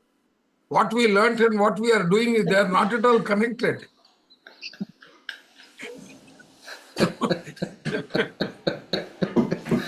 Yes. That's always there, sir. Here, what I would like to say, whenever such things happen,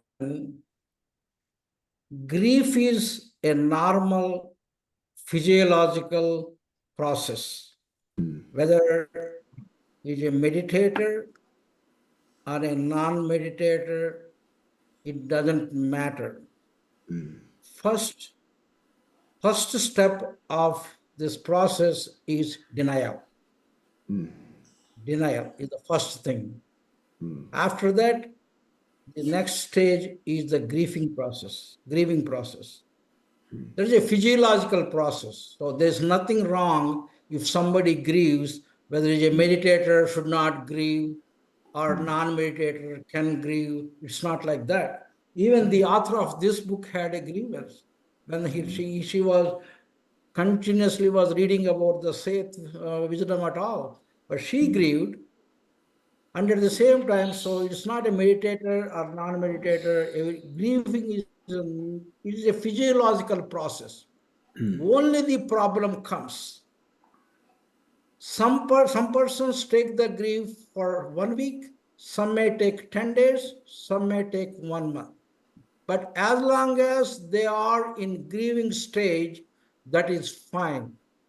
But the problem is that there is a possibility that grieving stage will go into the next pathological stage that is called as depression.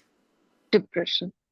You should be very, very, very careful that grieving stage should not pass into the depression that would become a pathological state. So grieving is fine. So during the grieving process, the way we talk to my patients or how your counselors or to your friends or thing is first showing the empathy. Showing the empathy to them is very, very, very, very important. One of the best way of saying them is, yes, whatever you're feeling is very, very normal. That's what we should say. I would feel the same way that you feel, So that kind of, they will give you are giving me a comfort place. Oh, what I am going through is not abnormal. What I am going through is normal. So first you have to go in their way, and you be with them during that process and make them feel that you are with them in their process, and walking together in the same path of the grieving. Gradually you have to put the things in a very gradually, and then become united, and then take the path, and then gradually you take over that grieving process and solve that problem. I think that's how the approach should be, but there is nothing wrong. If somebody grieves, you should not go, and we need not go and explain all about the spirituality for a non-spiritual person and make him Yes. spiritual and realize that grief is not bad. That's what Yes. I think, that's what I Yeah. would do, that's what I have been doing in my practice. Perfect. Absolutely, yes. That's absolutely correct. I from my own experience, I can tell you that if grieving is not handled, which was my case, I went through depression. It has taken me 6 years to come out of it. So, what Dr. Anil has mentioned is absolutely true, correct. So, the good thing about our Indian society is that our natural social norms help in the process. They are so very well that anytime such a thing happens, the entire society comes together. They would come and sit with you, they will spend time, they will do rotations and whatnot, and make you go through that grieving process in a convenient fashion. So that our social thing is beautiful, very well designed. So, and like I was mentioning to you, spend some time there, that was the intent. Right? Yeah. No, I'm with you, sir. I know, I mean, when my mother left us, right, I don't think we went to the kitchen for almost 7 days. We have at least 7 neighbors, but this is a community by itself. And every day we used to have all items that were delivered by them home. Yes. Yeah. I mean, so one area of pain, under the influence of pain, was removed. Yes. Yeah. Right. So, I mean, this kind of assistance, Absolutely. depending upon the needs, Correct. Yeah. right? Can I say something, sir? Yes, sure. Definitely, sir. Yeah, in short, I will say, Surekha ji, if you know him very well, the boy, you connect him with you, provide comfort and love. That is I don't essential. know them. Yeah. You can, but you go and meet him, talk to him, you will connect because you have good heart and good wishes. You will able to do that. And then provide comfort. As sir says, sometimes it is really helpful because he's alone or lonely right now. So nearby or within your driving distance, you can do so. Yeah, they are about 30 to 40 minutes away from us. Mm. But yeah, in another city called Leander. Mm. I'll definitely go, sir. You know, I'm also doing like kids meditations here in Austin, so I do connect with Or kids. bring him for a weekend and keep him with you. Right, right. That is the other way to do it. Yeah, Or yeah. at least A once change in a of week. scene has its own positives, you know. He need a change right now. If I mean, they everyone have is family. emoting the way in WhatsApp, so sorry, such a bad thing happened and all that. I mean, that's clouding the environment in which he No. is. Yeah, and they are Rather, only forwarding the GoFundMe link because that's right. what it says. Please go Correct. fund. I'm like, okay, I haven't got a chance to do it. So No, talk to let your me- friends, get the funding, pass it on. I mean, you can do it in multiple ways. yeah. Basically, put the first foot forward, universe will give you the other steps. Exactly. So, Yes, could be his a destiny like that. He is getting some experience. He is coming for this kind of experience. We don't know. But I would Sir, say, that yeah, is correct. it is, I mean, from yeah, whatever books that we have been reading, yeah. It is a right? gaining that kind of experience. Exactly. Mm.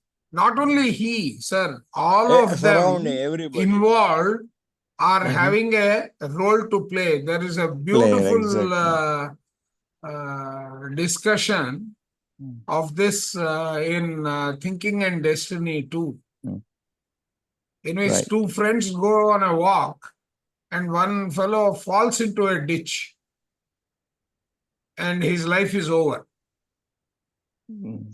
But the other person who tries to save this fellow, he also falls, but he falls into a ditch next to him, right?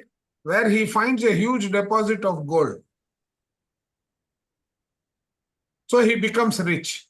So using this example, he explains the way destiny works. Right? Whose thoughts resulted in which part of the destiny? So there he explains that that thought of that person leaving the world was a result not only of his own thought, it was the collective thought of everyone in his family, his immediate circle. All of them had a role to play. That is what is brought out in this chapter also. Yeah.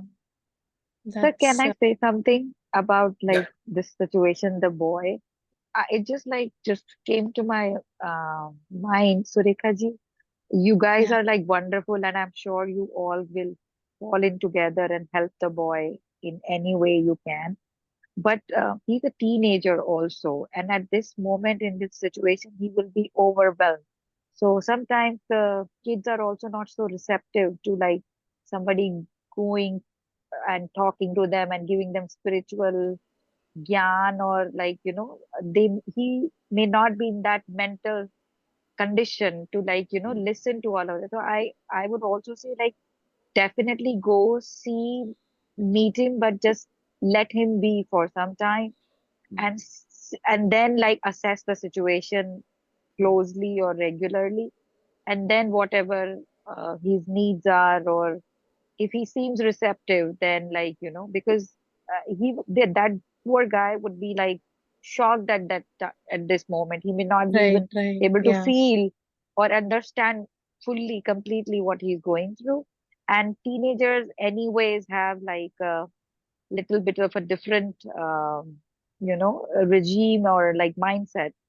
So sometimes it is always better to like observe from a distance and see what he may or may not need, and just go from there. Yeah. I think It's a definitely that's what I was thinking too. And very good point. Yeah. all Austin is helping actually, because in city, small city here, and anything Yeah. happens to our basic community, we all help each other No, we anyway. all go with good intentions, like, and That all is this the is also duty needed. towards community. Yeah. Yes. But like you can talk to the parents, the adoptive parents, or the relatives that are adopting him and all. But Yeah. directly talking to a boy, just make sure that Yeah. I don't what think if he will he's be like available receptive. now. Should give some Yeah. time. Yeah. Then I will. Yeah. Thank you so much, Neeluji. No. I mean, I'm like, yes, I am on a path of meditation, but some similar situation, maybe to not today, but if we have another topic with somebody very close is lying in coma in a hospital since last 1 year, and Mm. her husband is not letting her go, and the doctors had explained it at the very onset that she's like, you can keep her on the ventilator for as long as you want, but this is not going to solve anything or do anything for her. And we are all trying to like explain it to him now that you have done everything you can or you wanted to. Please let her go. It is her soul trapped inside that body. It's not good for you. It is not good for her. But It's you suffering, know, nothing else. yeah, Mm. and like we like when we go and like that lady does not understand what we are saying, or but she's on a ventilator, she's on a drip, so she's continuously fed, and then she like sometimes in the evening the attendants tell us like that she just starts crying. So I don't know what she's feeling or what she's not feeling, but it's a very sad situation. We are trying to explain it to the husband, but it's just been like so long. I just really feel bad for her soul, not for anybody else at this moment now. I just feel for her soul that look kind of Try like a trapped. group meditation in the hospital in the room. Sir, over here, I'm in like Connecticut. There are not many people into meditation or ready to listen. I try to say what I can, like softly and like, just tell them that this is not the right way. And in that context, like many other people, Do it remotely. meditators, but Do it he's remotely. just not. Why don't you set up one meditation session Uh-huh. dedicated towards release of the soul? Okay. May, You can do that. I Or mean, not let every the time. theme be that, let the Mhm. theme be, let the soul's desire fructify. Okay. Hmm. Okay. You can set that as the intent and let there be I a can group do it myself, meditation. sir. I No, can do it alone will myself. not help. Alone will Group, not group, be enough. group You will need a energy. group meditation, group energy to play a role. I understand that, sir, but there are not like I don't know Remote, anybody, Zoom and में करो ना. sir, they're not ready Maybe to join. You know what अरे I'm trying to Zoom में say? तो पूरी दुनिया है आपके सामने. Yeah, yeah. If They like don't have some to other join. group or my Niluji, current group yeah. can do, I would love to do it. But I know in If they Connecticut can't, over then here. you take a borrowed group. Yeah. Okay. Yeah. Okay, sir. No, Niluji, that may help. that I'm telling you. yeah, No, that no, family I doesn't have to completely agree, join. sir. That group Uh-huh. energy, Uh-huh. Yes, of course, sir. वो कोशिश कीजिएगा. Zarur. Thank you, sir. But I'll try that. Masters, it's 11 So, Kirti, here. I can see We're not ready to leave. you are awake with one eye and asleep with the other. Yeah, Not sleep, but my absolutely. kids are waiting outside, so I I know. have to Right, go okay. address them. Yeah. That's the Good reason. night. Yeah, this topic is, I knew it will keep continuing. It is Okay, not yet everybody, over. Subhratri. Don't worry. Yeah. This is not the Subhratri end of and it. Yes. We'll have one more session, sir. No. This will manifest in every other topic that you read. Oh, yeah. Very Yes. true. And incidentally, Thank you. Kirti, kudos to you for choosing this book. I Because was if pulled. it I was, was pulled. if it was, you create your reality or the eternal journey of a soul, etc., by now you would be left alone. Yes, that's what I thought so, sir. Same. I thought same because we need a prep work to touch that.